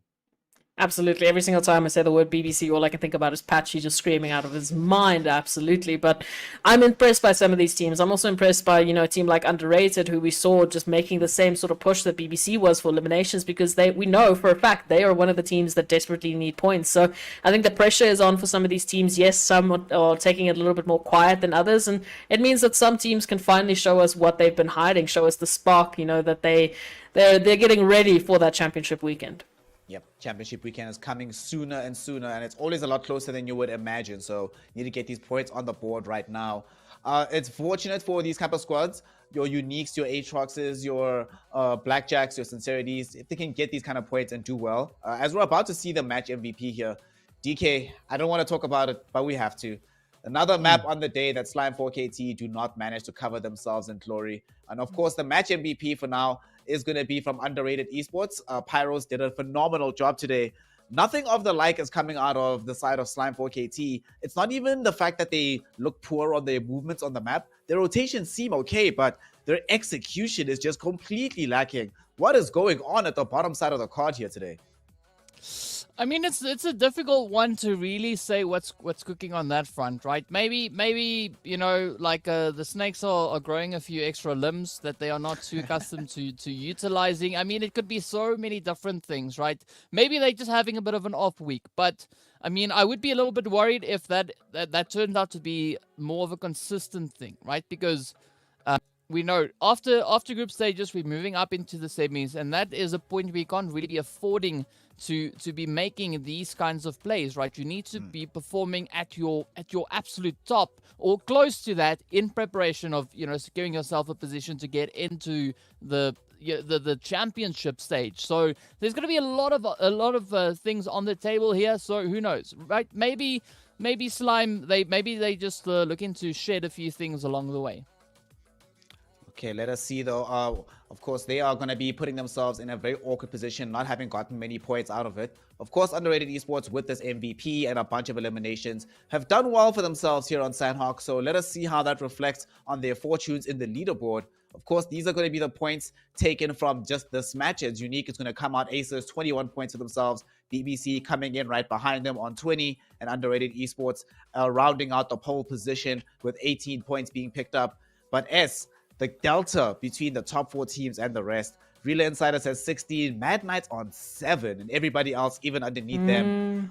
It feels like today, these 4 squads in particular, with Mad Knight, you know, just sort of being a bit cold, these 4 teams may be a Trinity plus Sincerity. Why are they walking away and just taking all the points away from these other squads? Where's the sharing? Why aren't they caring about everybody else?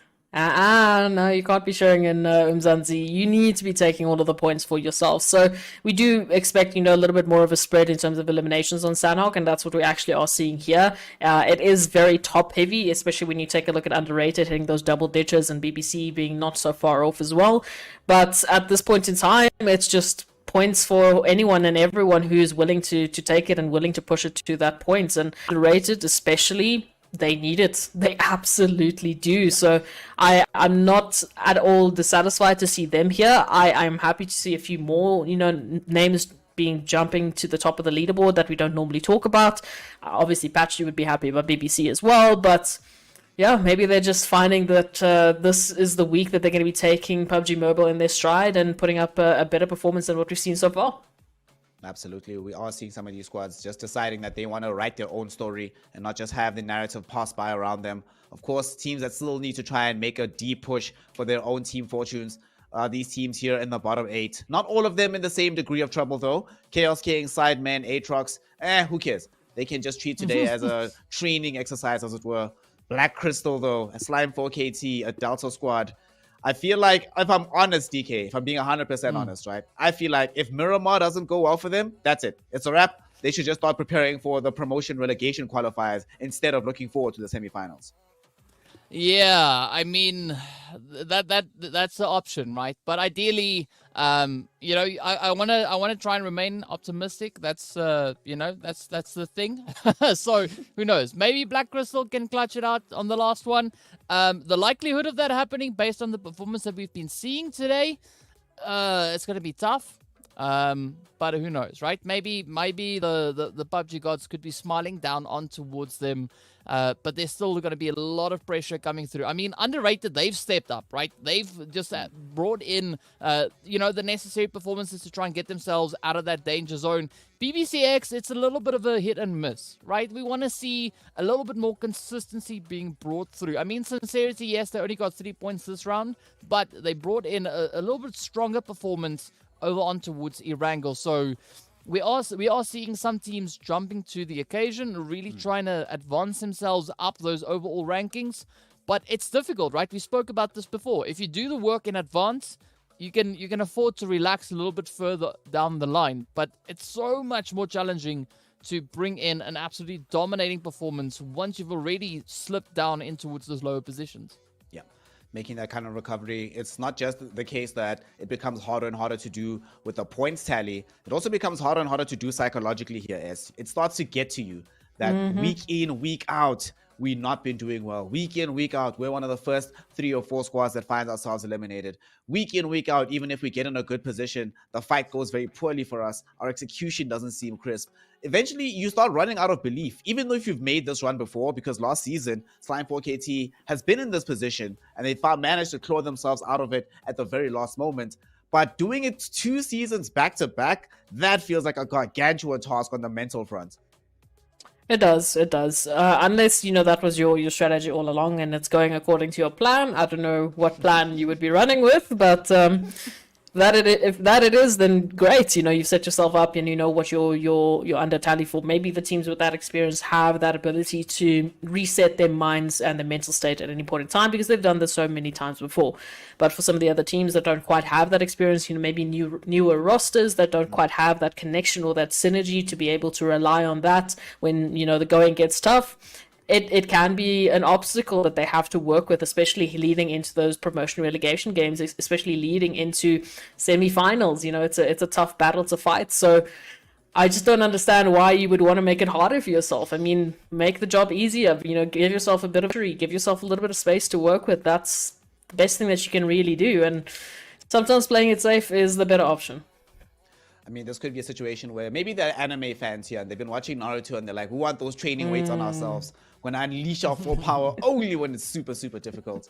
But unfortunately, it's not a reliable strategy. Much easier to just get the points for yourselves and set yourself up for success. And now, though, the final map of the evening is on the cards here. Miramar, the one I'm actually the most excited about here, DK. You were talking to us earlier about the new inclusion of the sniper.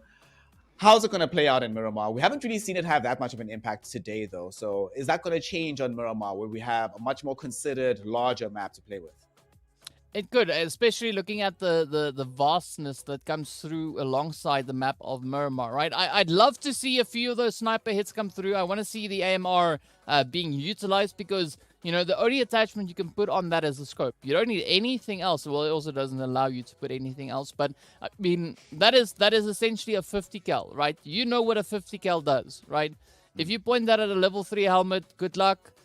It's going to be a very, very dissatisfying kind of shot going off, at least for your opponent. For you as the person yielding it, it's going to be a different situation. But who knows? Maybe we could see that being utilized a little bit more as we go through. It also obviously depends on what the availability of that is, right? Because you don't always get it in the crates. It is also swapped out with a few other things as well. So there is a few things still to be kind of, desired with regards to what you can get in those loot crates. But yeah, I mean, if any map is the map to utilize it on, Miramar could be the one, because as Patchy also says, it is the map in where you really utilize those more ranged assaults, because looking at the terrain and what the map kind of throws at you, that's kind of the way to go, the meta to play it to some degree. Absolutely. I'm very much looking forward to see how teams are going to be playing with that larger range in mind. It's going to be a much more rotation-heavy map, as we've often seen it be the case when we get to Miramar. The game is about to get ready. As before we get into it, Miramar, this last match of the evening, the last piece of competition we're going to be seeing in this first day of the 5th week of the 5th season of the Umzansi Esports League. S-Proxy, you know what time it is. Prediction time. Hit me with it. How many phases? How many teams? Where is this one going? I would be hard pressed to not be able to see, those 14 teams leading into that 5th phase, potentially that 6th phase as well. I mean, they've been so consistent doing that the whole of today. So if they don't make it happen today in this last map, come on, you're disappointing me. So at least 15 to 14 teams in towards the 5th phase. Ooh, okay. DK, do you agree? And also tell me, give me actually a prediction for how many kills we're going to get for our MVP. Obviously, I'm not going to ask you to pick who it is, but how many kills are they going to be getting for themselves? I was just about to say I'm good, but I'm not that good. Well, elimination-wise, I would probably go for 7. MVP will be walking away with 7 eliminations to their name. And how many teams and how many phases are we going to have by the end of the Miramar game here? I'm expecting the full play, so all 8. But then I'd probably go for 2 teams in the final phase. Ooh, 2 teams in the final phase of Miramar. We don't get that all that often on this map. I'm very excited to see if that's going to be what indeed pans out, or are we going to be getting the slower but definitely much more chaotic outcome that S-Proxy is giving us here. I am excited to find out which of you is right, but I also know that no matter which one of you is right, both of you are going to entertain us greatly. So for the final time this evening, S-Proxy, DK, take it away. It is Miramar, it's PUBG Mobile, it is more Umzansi Esports League action. I'll talk to you after the game. Because the game is coming in a second. Is it? Before sure? the game does go live, I will say that the team that I really want to come up on this one, personally, I actually want to see BBC do it. They've come and got themselves in the pole position twice already today. A winner chicken dinner on the side of Erangel, second place on Sanhok. They might as well complete the trio, get third place here on Miramar. If that happens, I will be ecstatic. I know Patchy, wherever he is right now, is already doing his backflips, celebrating his boys on BBC doing well today. So if nothing else, for his sake, I want to see a smile the next time around we see him. He'll be like, I told you how good they are. So let's find out how good they are together, though, because the game is now properly live. So let us get into it. S-Proxy, DK, take it away. I mean, it's we're just delaying the start. We're making us want it more. We're what is it that the distance makes the heart grow fonder? Yeah, but that was the test run. That's all it was, right? We were just testing was the Snare bait. out. That's all it is. It's like Snare, give us the build up, and then he gives it's like, well, yeah, good job, dude, good job. But now, right? Well, there's no testing to go. The only thing that we're going to see tested here is, of course, the team's capabilities moving out into the desert, and a decent flight path also to start it off as we had it. Coming in on towards that eastern side, heading up straight towards Oasis. So a little bit more of a eastern focused flight path. But again, the teams should be relatively comfortable with the options available for their starting points. Yeah, I'm curious to see if we're going to once again have a northern starting zone, or if PUBG will be changing it up this time around. But either way, some good opportunity for these teams to get into their favorite zone. So thank you. I appreciate you going with the southwestern zone this time around. So we don't have to look at the north. Sorry, Oasis. We'll see you next time. But looking at this, quite a contradictory in terms of the zone to the flight path here. So some teams jump into some vehicles, get yourself into the zone. Yeah, well, that's kind of the approach that we'd like to see, right? Teams hopping into the vehicles, getting themselves situated back into its zone. But first, a few teams have to deal with a few obstacles, right? We've got Sincerity and the players from Trinity Gaming down in towards Puerto. As we can see, Los Leones, Impala, that is just jam-packed with players. But of course, we see Chaos and Mad Knight side by side once again. We saw that coming through on Sanhok. Now we see it once again right here over on towards Miramar. But also up north in La Cobreria, we've got BBC and the place from Slime 4KT also then going toe-to-toe. So a little bit out of the ordinary level of, engagement, hot dropping we see coming through. But that could turn out to be quite satisfying as the teams now have to try and alleviate a little bit of the pressure and then focus on getting themselves resituated back in towards the zone. I can tell you what, I know exactly why this is happening. It's because I predicted the opposite. It's because I said that we're going to see more teams there towards the final phase, and now we're just starting with 15 teams. So my prediction is it's gonna be tough to make that happen here. But taking a look at it, as you mentioned, BBC and Slime 4KT, they started it out. Looks like they were duking it out just a little bit of a Mac 10 spray down that happened. But for the time being, these teams, they've had to back off. They've had to get their loot back up into check. We have seen a few teams more focused towards those rotations. As you mentioned, Mad Knight and Chaos Kings, they found themselves a little bit more closer. And BBC as well, a little bit of a drive there towards Montenuevo as they currently are taking it. So those are our three teams within zone. The rest, all outside, all busy looting, all getting themselves set up and ready for the journey into the zone. So you can best believe that these rotating engagements can be quite critical here for some of the teams. Already underrated as well, picking up some eliminations there towards Blackjack.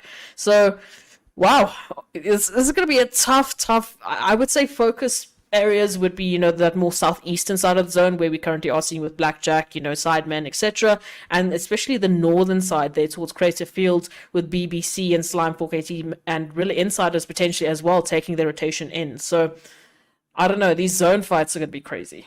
Oh yes. I mean, that's a little bit odd on Miramar though, right? Because it's such a vast map. You would not be expecting to see too much of that really coming through. But I mean, the team's really looking to get right down to business. They don't want to waste any time, and instead they are looking to come in with a little bit of that hot drop action. I mean, we did see BBC, of course, already finding a few hits on towards the players from Slime, but it's going to be a little bit of a hesitant play from a lot of the teams, right? We don't see anyone really committing to rotating towards the zone just yet. There's, of course, not a lot of time left. Blue Zone has pretty much now started to move, so whatever positions these teams are going to be looking to get themselves established in towards, it's now, right? But it is also first phase, so the Blue Zone, it's just going to tickle, right? It's not going to be dealing too much devastation just yet. So I know it's a little bit of a disappointment with regards to the Blue Zone, but just wait a little bit. Once we get into that third, fourth phase, that's where things start to take a little bit of a change, and we see the damage, of course, going up exponentially. But for the time being, we only see the teams that have already dropped into the zone, already found themselves positioned in the zone, looking now to just fortify their current positioning, right? So the players from BBCX, they are instead heading all the way down in towards that Monte Nuevo Ladrillera position. We see Chaos on a very similar approach as well, and that same can be said for the players coming in from the side there of Mad Knight. Also, opting for a very kind of similar play. But I want to see what the rest of the teams are going to bring on through. Because, as we can see currently, BBC, Slime, fighting it out here. But quite a bit of a congestion coming in on towards that eastern side, over towards Los Leones. And this is the problem. I mean, if you find an initial team setting themselves up within the zone, all they need to do is perch and wait and just take a couple of shots at the rotating teams. Maybe they get themselves a few eliminations. At the worst case, they make it difficult and stressful for the teams to actually get into a safe position, and potentially they might be losing players to make it happen. Oh, Sunny, just the timing, just that little timing with that little peek coming through from Zeus. But as we can see already, some engagements breaking out a little bit more towards the eastern side there. Trinity Gaming finding Aatrox once again, probably trying to take their rotation out of the zone.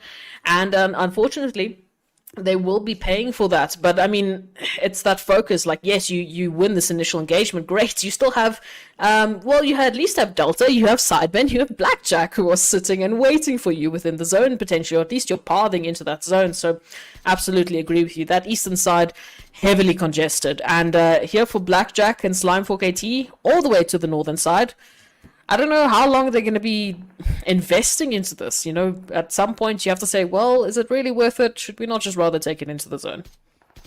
Yeah, ooh, come on. Those peaks coming through once again. I mean, Zeus knows better than to re-peak the same spot. So, let's see. Is Zeus going to continue to pick? Yes, Zeus is kind of adamant to stay in that particular window. But, I mean, the rest of BBC, they've started to slowly disengage. We do see LZD getting spotted out on the top side there. But I like this trigger discipline coming through here from Sunny, right? Spots the opportunity, does not take the shot just yet, wants to try and gather a little bit more information. And now, with LZD actually hopping into the buggy, there could be quite a bit to be gained from that. Nihal, of course, going to be coming in for a little bit of a quick rescue there. A quick pick up and go. Let's see, will it work out though? It is going to be Sunny now having to defend that open position on the back of the buggy here, but a good call being made by BBC.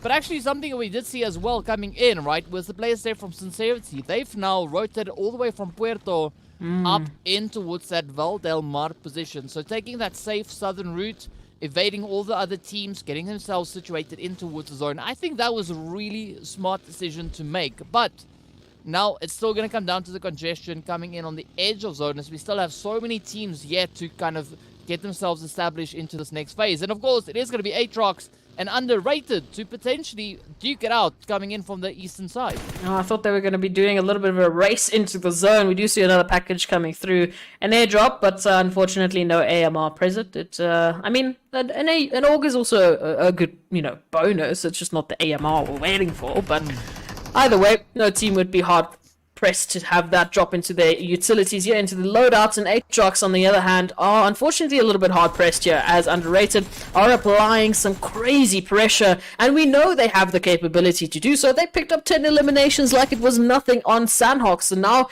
confirming the first, looking potentially for the second, and there it is. There's the third even, with another coming through. So Oh, yeah, underrated once again, just starting off beautifully. And unfortunately here for Aatrox, it's only going to be Grim left alive to hopefully get a rotation into the zone. And underrated can make their pathing in.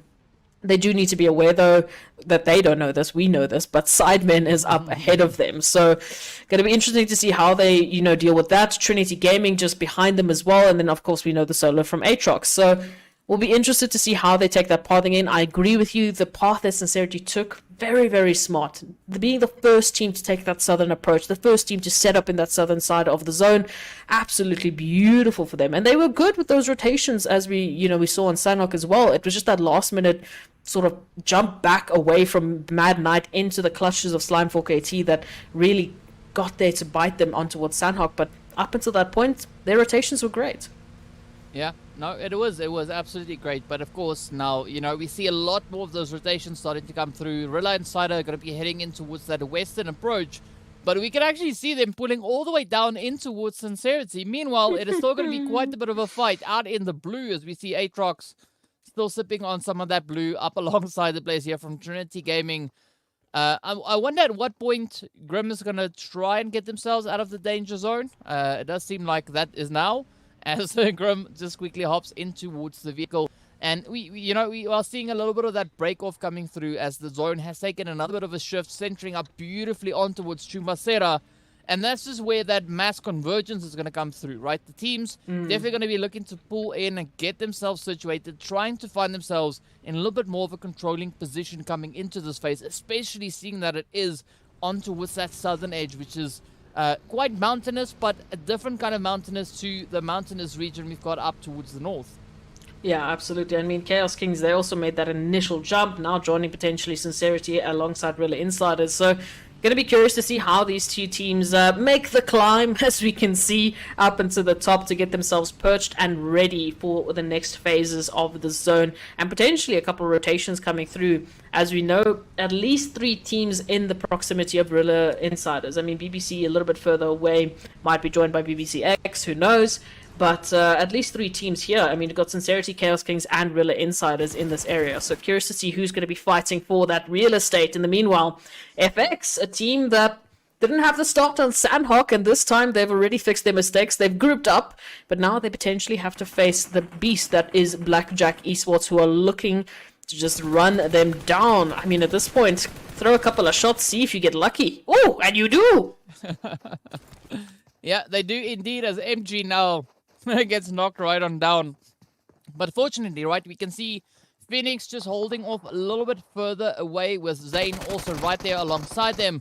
But, I mean, Sully, no stranger to this engagement, as we can see those shots now just lining up. Beautiful utilization of that reach coming through. Now Phoenix, let's see, are they going to be able to rise from the ashes and strike down on towards the players here from Team EFX? I mean, Sully, this is a very bold move, right? Pushing up right to the front line here. But unfortunately, Sully has the reinforcements of the rest of the squad situated back over on towards that ridge line as well. So I understand the play coming through here from Sully, but still Sully needs to be a little bit cautious. You can't just, go too crazy here, because your team can only support you up to a certain point. And now we can see a lot more of that happening over on towards the players here from Trinity Gaming, as well as they now go toe-to-toe with the players from the side there of, well, I believe that is Delta. No, that is the players from Underrated. Absolutely, and we're going to get that confirmation now with EFX coming through and taking out Blackjack Esports completely as they get sent back into the lobby. So multiple engagements happening, turning back our attention here towards Trinity Gaming, facing up against Underrated, who we know has been running on a little bit of an elimination teardown as of late. And now the only 2 members staying in their path, or at least keeping them away from picking up a few more eliminations, is Myth and Neil.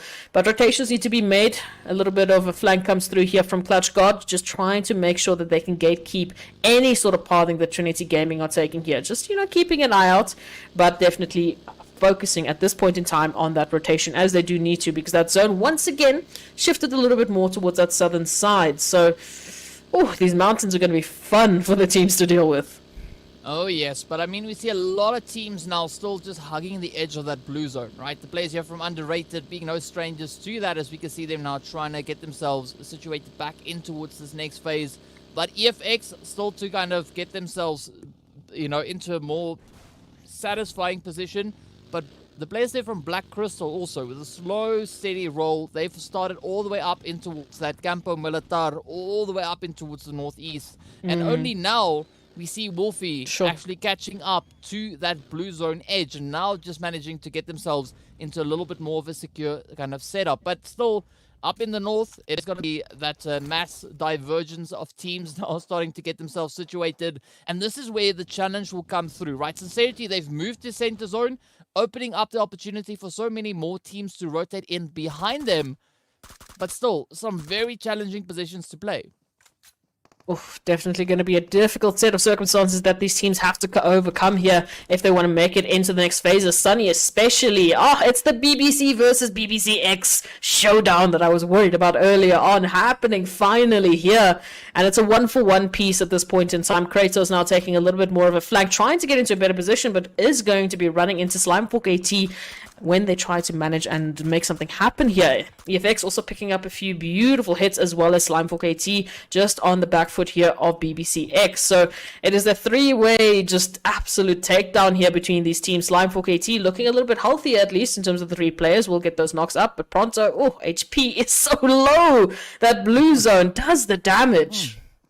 Yeah, and I mean, at this point, we will BBC who will be able to get themselves out of the blue, right? It's not too often that we see BBC and BBCX fighting it out on the very edge. Meanwhile, the players there from Black Crystal will now meet their end as they got sent back. And of course, it is Zeus to get caught out while trying to heal up. Getting caught with your hands full of bandages, that is not the most ideal kind of setup to have. LZD, the final hopeful left now for the side of Slime, is going to be trying to just ride the edge, but there's no safe entry point. As you can see, Rilla Insider also just up ahead there. So very risky play indeed coming through for Slime, and I wouldn't be surprised if we see them getting sent back to the lobby very, very soon. Yep, there we go. It is going to be the end of the road. Slime now getting swiftly dealt with. Meanwhile, we see a few more eliminations now starting to line up in the feed as we got the players here from Sincerity and Mad Knight now going toe-to-toe over on towards the eastern side of zone. Ooh. But BBC still looking to find some good footing to try and make up in towards the north.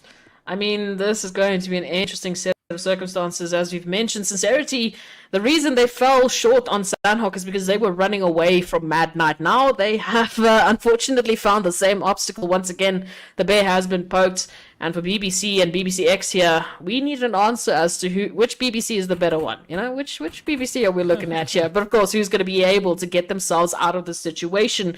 Rilla Insiders here towards the bottom in the town, setting themselves up quite nicely within different buildings. They are working with some beautiful cover here, but now BBCX trying to make a run for the money. Valak dealing a little bit of damage in the meanwhile. Trinity Gaming going down, and BBCX.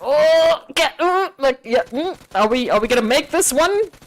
Just barely. Wow. Just barely. We're gonna be making it.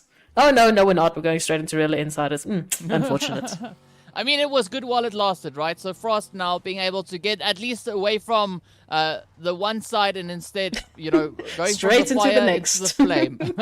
So some pretty tough plays coming through there, but a beautiful capitalization, in fact, coming through there from Rilla Insider, as they are just able to pick up a few of those stragglers that are wandering a little bit too close for comfort. But now it is BBC also trying to get themselves out of harm's way. The vehicle explosion comes through. Sunny and Falak getting blown to smithereens.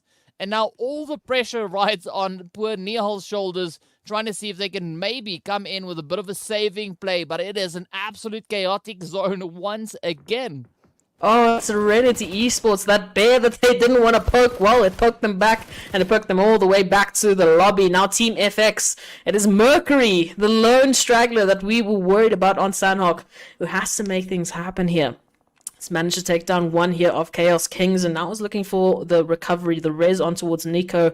Giving also, I mean, you have to keep in mind, Chaos Kings, the time they need to recover here. Surely at some point in time, you need to get that final nail in, that final confirmation. But for this time, Pyro will hopefully be getting raised here by Mercury, and FX will be building their numbers back into this one. Potentially then they can take Chaos Kings on as a trio. But we see the duo of Chaos Kings, they're not going to be giving them any sort of time to do that. Swag coming through with a beautiful nade, finding one, potentially the second as well. And now all of a sudden, Oh, the pressure is on Nico here to stay alive, but Frieza will come through and actually get that counter-attack confirmed. Chaos Kings, not only do they survive, but they take out their competitors. They take out the team that put them there in the first place.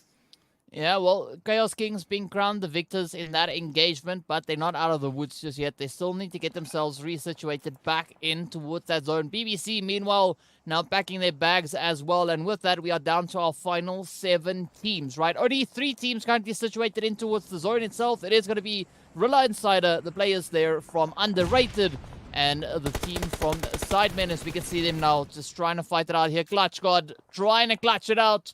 Would he be able to land those hits of devastation? Has not found a single elimination so far just yet. But maybe that nade could change things up quite a bit. But it is still going to be a heavily contested play here, as we still sit with 7 teams, 23 players, and not a lot of space to really work with. Yeah, my prediction went out the window here, unfortunately. These teams are just absolutely on fire, picking up some beautiful eliminations across the board. Underrated, once again, still keeping a high elimination count here. Now only the focus is on getting those placements, but unfortunately dropping a second in the form of Clutch Guard and getting that confirmation on Fellas does mean that Underrated are essentially down to 2 alive and walking players for the time being. They can still get the res on towards Clutch Guard, but it is going to be a difficult set to try and overcome here. Pyros is going to be going for it. He's going to get knocked out just a little bit. So running down the ridge here, trying to get better cover. But this is so delicate here. I mean, you overexpose yourself for just a moment and your head will get chopped off here. Sidemen just around the corner of Chaos Kings, looking to get a little bit of revenge here for what we saw from Team FX coming on through. Oh, yep. Now it's going to be that rumble time. Who will be able to clutch it? As we can see, it's going to be Sidemen and Underrated, right? Still just trying to play out this position. Some very challenging plays indeed coming through here, but the addition of the players from Mad Knight up on that high ground is really going to throw an entire toolbox into the works for these teams. And I'm not quite sure how the players there from Underrated are actually going to be able to get themselves out of that lower ground position they find themselves in, especially now seeing that the blue zone is closing in. It is going to be popping up once again, but that's not going to stop them from still trying to potentially create a bit of an opening to get out of the situation. And the beauty of all of this is, while all of this chaos is unfolding, Mad Knights and Rilla Insiders are sort of just left to their own devices. So thankfully, though, Underrated can thank their lucky stars, because they're going to get zone blessed at this point in time. So prime position for them, but now they need to worry about all of the hungry crocodiles around them looking to take this real estate away from them. So hopefully they can get their numbers back up into this one, because Sidemen might be the first to push this trigger, but right above them, it's Mad Men. And right now, pulling into the zone as well, it is Rilla Insiders. This is not over yet. Underrated still have a heavy obstacle to climb. Oh yes, it ain't over until it's over. Of course, they still are blessed with that position into zone. Mad Knight now facing a little bit of a challenge here, but up comes Sidemen. Sleepy now getting put to bed as we see Tyson reaching across, finding a beautiful hit of devastation. The rest of the players there from Sidemen going to be looking to move forward. We got Nerf also now right there on the very edge of zone, looking to see if they can make any potential plays happen. But Mad Knight now starting to spread themselves out. They want to lock this one in. It is going to be Savage now to get hit as the shots connect on through.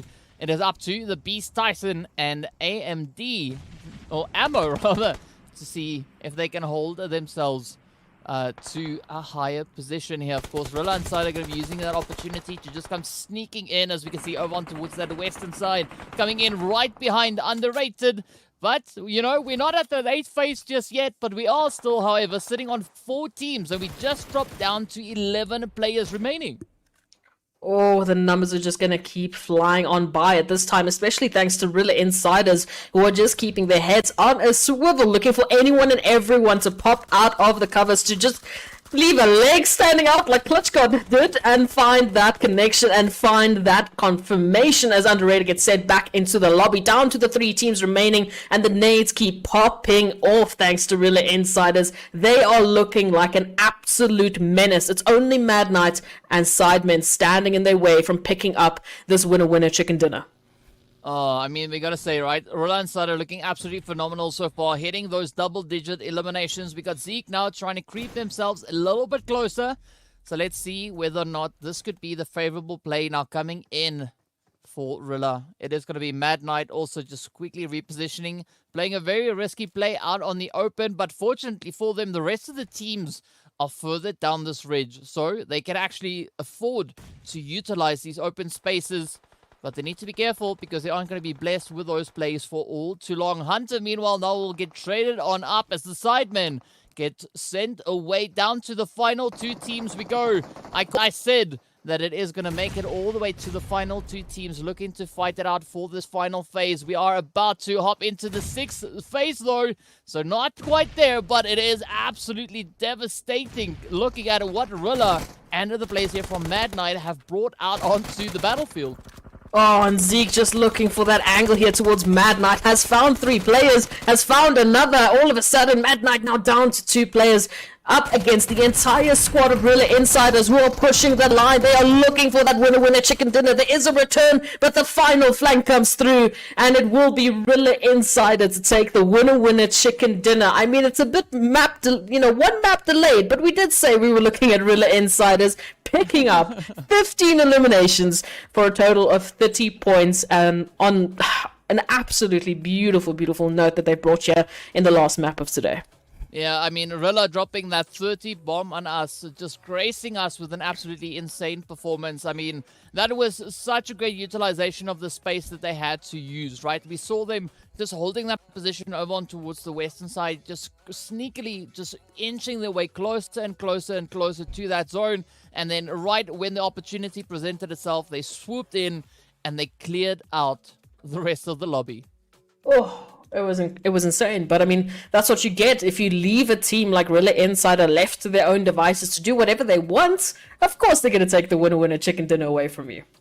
Absolutely. They come in clutch at the very end there. We've been talking about snakes in the grass all day, and Rilla Insider finally demonstrating that they're not just snakes in the grass, but something to just be watched out for. There's danger lurking. And they come out with this dub. 30 points being dropped. We saw BBC earlier today getting 29. I didn't think that any other squad would be able to match that tally, but Rilla Insider absolutely destroying this one. 21k damage as well. But DK, one of the things that I loved about how Rilla Insider won this map, they didn't just do it off of the basis of having superior amounts of execution in their rotation plays, but they were just very clean and clear and concise with a plan that they had presented for themselves. From the moment they dropped down, it looked like they had an immediate idea of exactly where they wanted to go on the map and exactly how to maintain that position once they arrived there.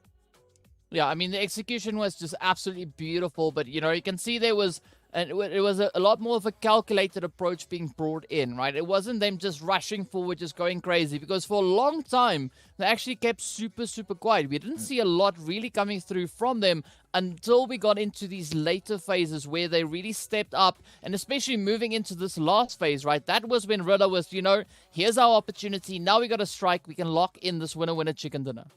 We're going to be seeing who gets the match MVP. And given that they got themselves 15 kills, I'm certain it's going to be somebody from Rilla Insider. And there we go. Inzik, 6 eliminations. DK was 1 off here, but S-Proxy, you were correct. 1 map off, but Rilla Insider finally pulled it out.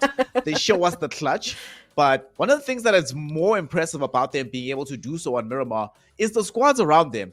Sidemen, Mad Knights, Chaos Kings, EFX, teams that have already done well enough to guarantee themselves either top 24 or with the first teams mentioned their top 5 positioning. But Rilla Insider handled it very well. They didn't let the composure falter in the least. And they were just composed the entire way through, even despite the fact that the right now kings of the region are just, they were like, well, we know you're good, but we're better. And at the very least, we know how to play as a team, not necessarily relying on an all-star performance from just one player.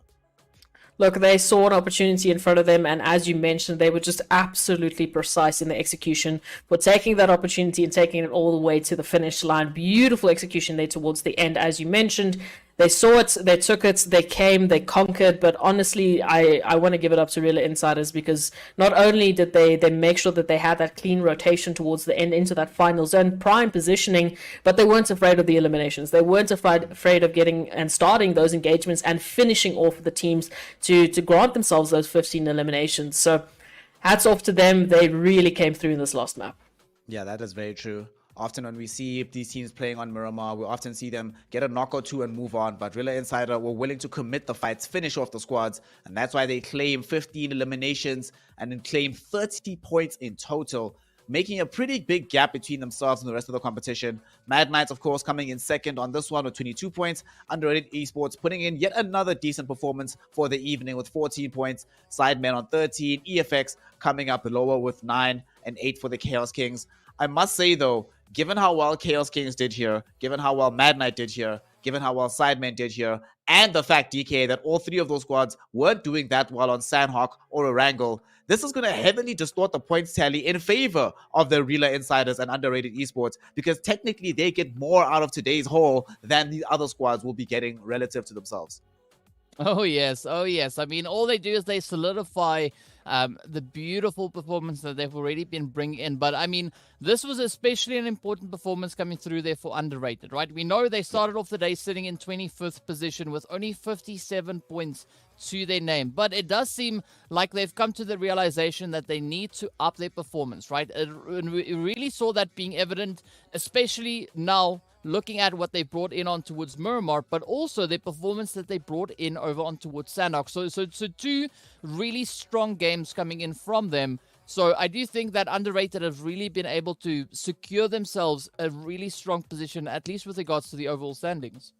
Yep, they have done enough today that they'll be feeling a lot more comfortable than they did coming into the day of proceedings. Of course, there are other squads who are not feeling necessarily as sanguine about their prospects. BBC, they have done well enough today that this one map is very disappointing. Only 3 total points for themselves. However, the performances from Sanhok and on Erangel will make sure that they are still satisfied with the day's proceedings. Unfortunately, though, Sincerity Esports dropping off from what we saw earlier in the day. It looked like they were on the rise as Proxy, but between them and Black Crystal, suddenly this massive decline hits on Miramar, not only failing to live up to the performance that they started with on Erangel, but completely backsliding in the opposite direction, looking just as bad as they've looked before coming into this one again. Yeah, I mean, out of all of the teams that we place such high focus on, the only team that really has stepped up to the plate to try and, give that last push to make sure that they get into the next, semi-finals, to get into the top 24 has been Underrated Esports. Sincerity Esports, like I said, great rotations. I feel like they really had a handle on, what was happening within Miramar, but then just that engagement with Mad Knights, once again, they fell short. It looks like Mad Knight was their kryptonite tonight. And Black Crystal, just slow rotations. I mean, I feel like I keep finding them outside of zone, making that later rotation, and because of that later rotation, they run into a team that's already set up, and how the story unfolds. So, yeah, I do hope that they learn from this. As you mentioned, whether it's just taking your cards and preparing for the promotion relegations, or making that last final push, they definitely need to go back to the drawing board and just figure out something else this time. Kind of intriguing because Black Crystal, like you said, because they found themselves often late off the mark, much of this evening has been spent with them hunkered down and trying to find peaks outside of awkward positions. For Slide 4KT and Sincerity, they've had a good plan. You can tell that the caliber of PUBG Mobile player is there. Unfortunately, just the level of execution just simply was not on this day's proceedings. Of course, this has major ramifications on what the overall leaderboard is going to look like. But the leaderboard I'm most interested in here, DK, is going to be the elimination leaders. This is almost, in my mind, a proxy for where the teams are right now. And you can see that it hasn't been upset all that much. The Beast added a little bit to his tally today. But Sunny just came roaring with a performance there from BBC. Though they didn't do well on Miramar, they've done well enough off of 2 maps to leapfrog so many other squads and get themselves in the top 5 of total eliminations. Yeah, I mean, it does seem like the big black crocodiles, they had something in the drinking water today that worked out absolutely phenomenally for them. I mean, Sunny popping off, it was so satisfying to see that coming through. And of course, as Ez had also said, we do believe that Patchy is super happy at this particular point in time, wherever he might be. I can just feel him smiling, all by his lonesome there. But either which way, right? A really strong performance coming through from BBC, and I'm liking what I'm seeing here. The teams, just kind of starting to dust off a little bit of those performances that we are yet to see once we get closer to the end of this tournament itself. Yep. The Beast, at the moment, not sitting at the top of the eliminations board, but an absurd amount of damage being dealt out. Of course, we saw that Mad Knights felt they'd done enough in previous weeks not to have to try super hard today. They brought some of that try-hard potential out on Miramar.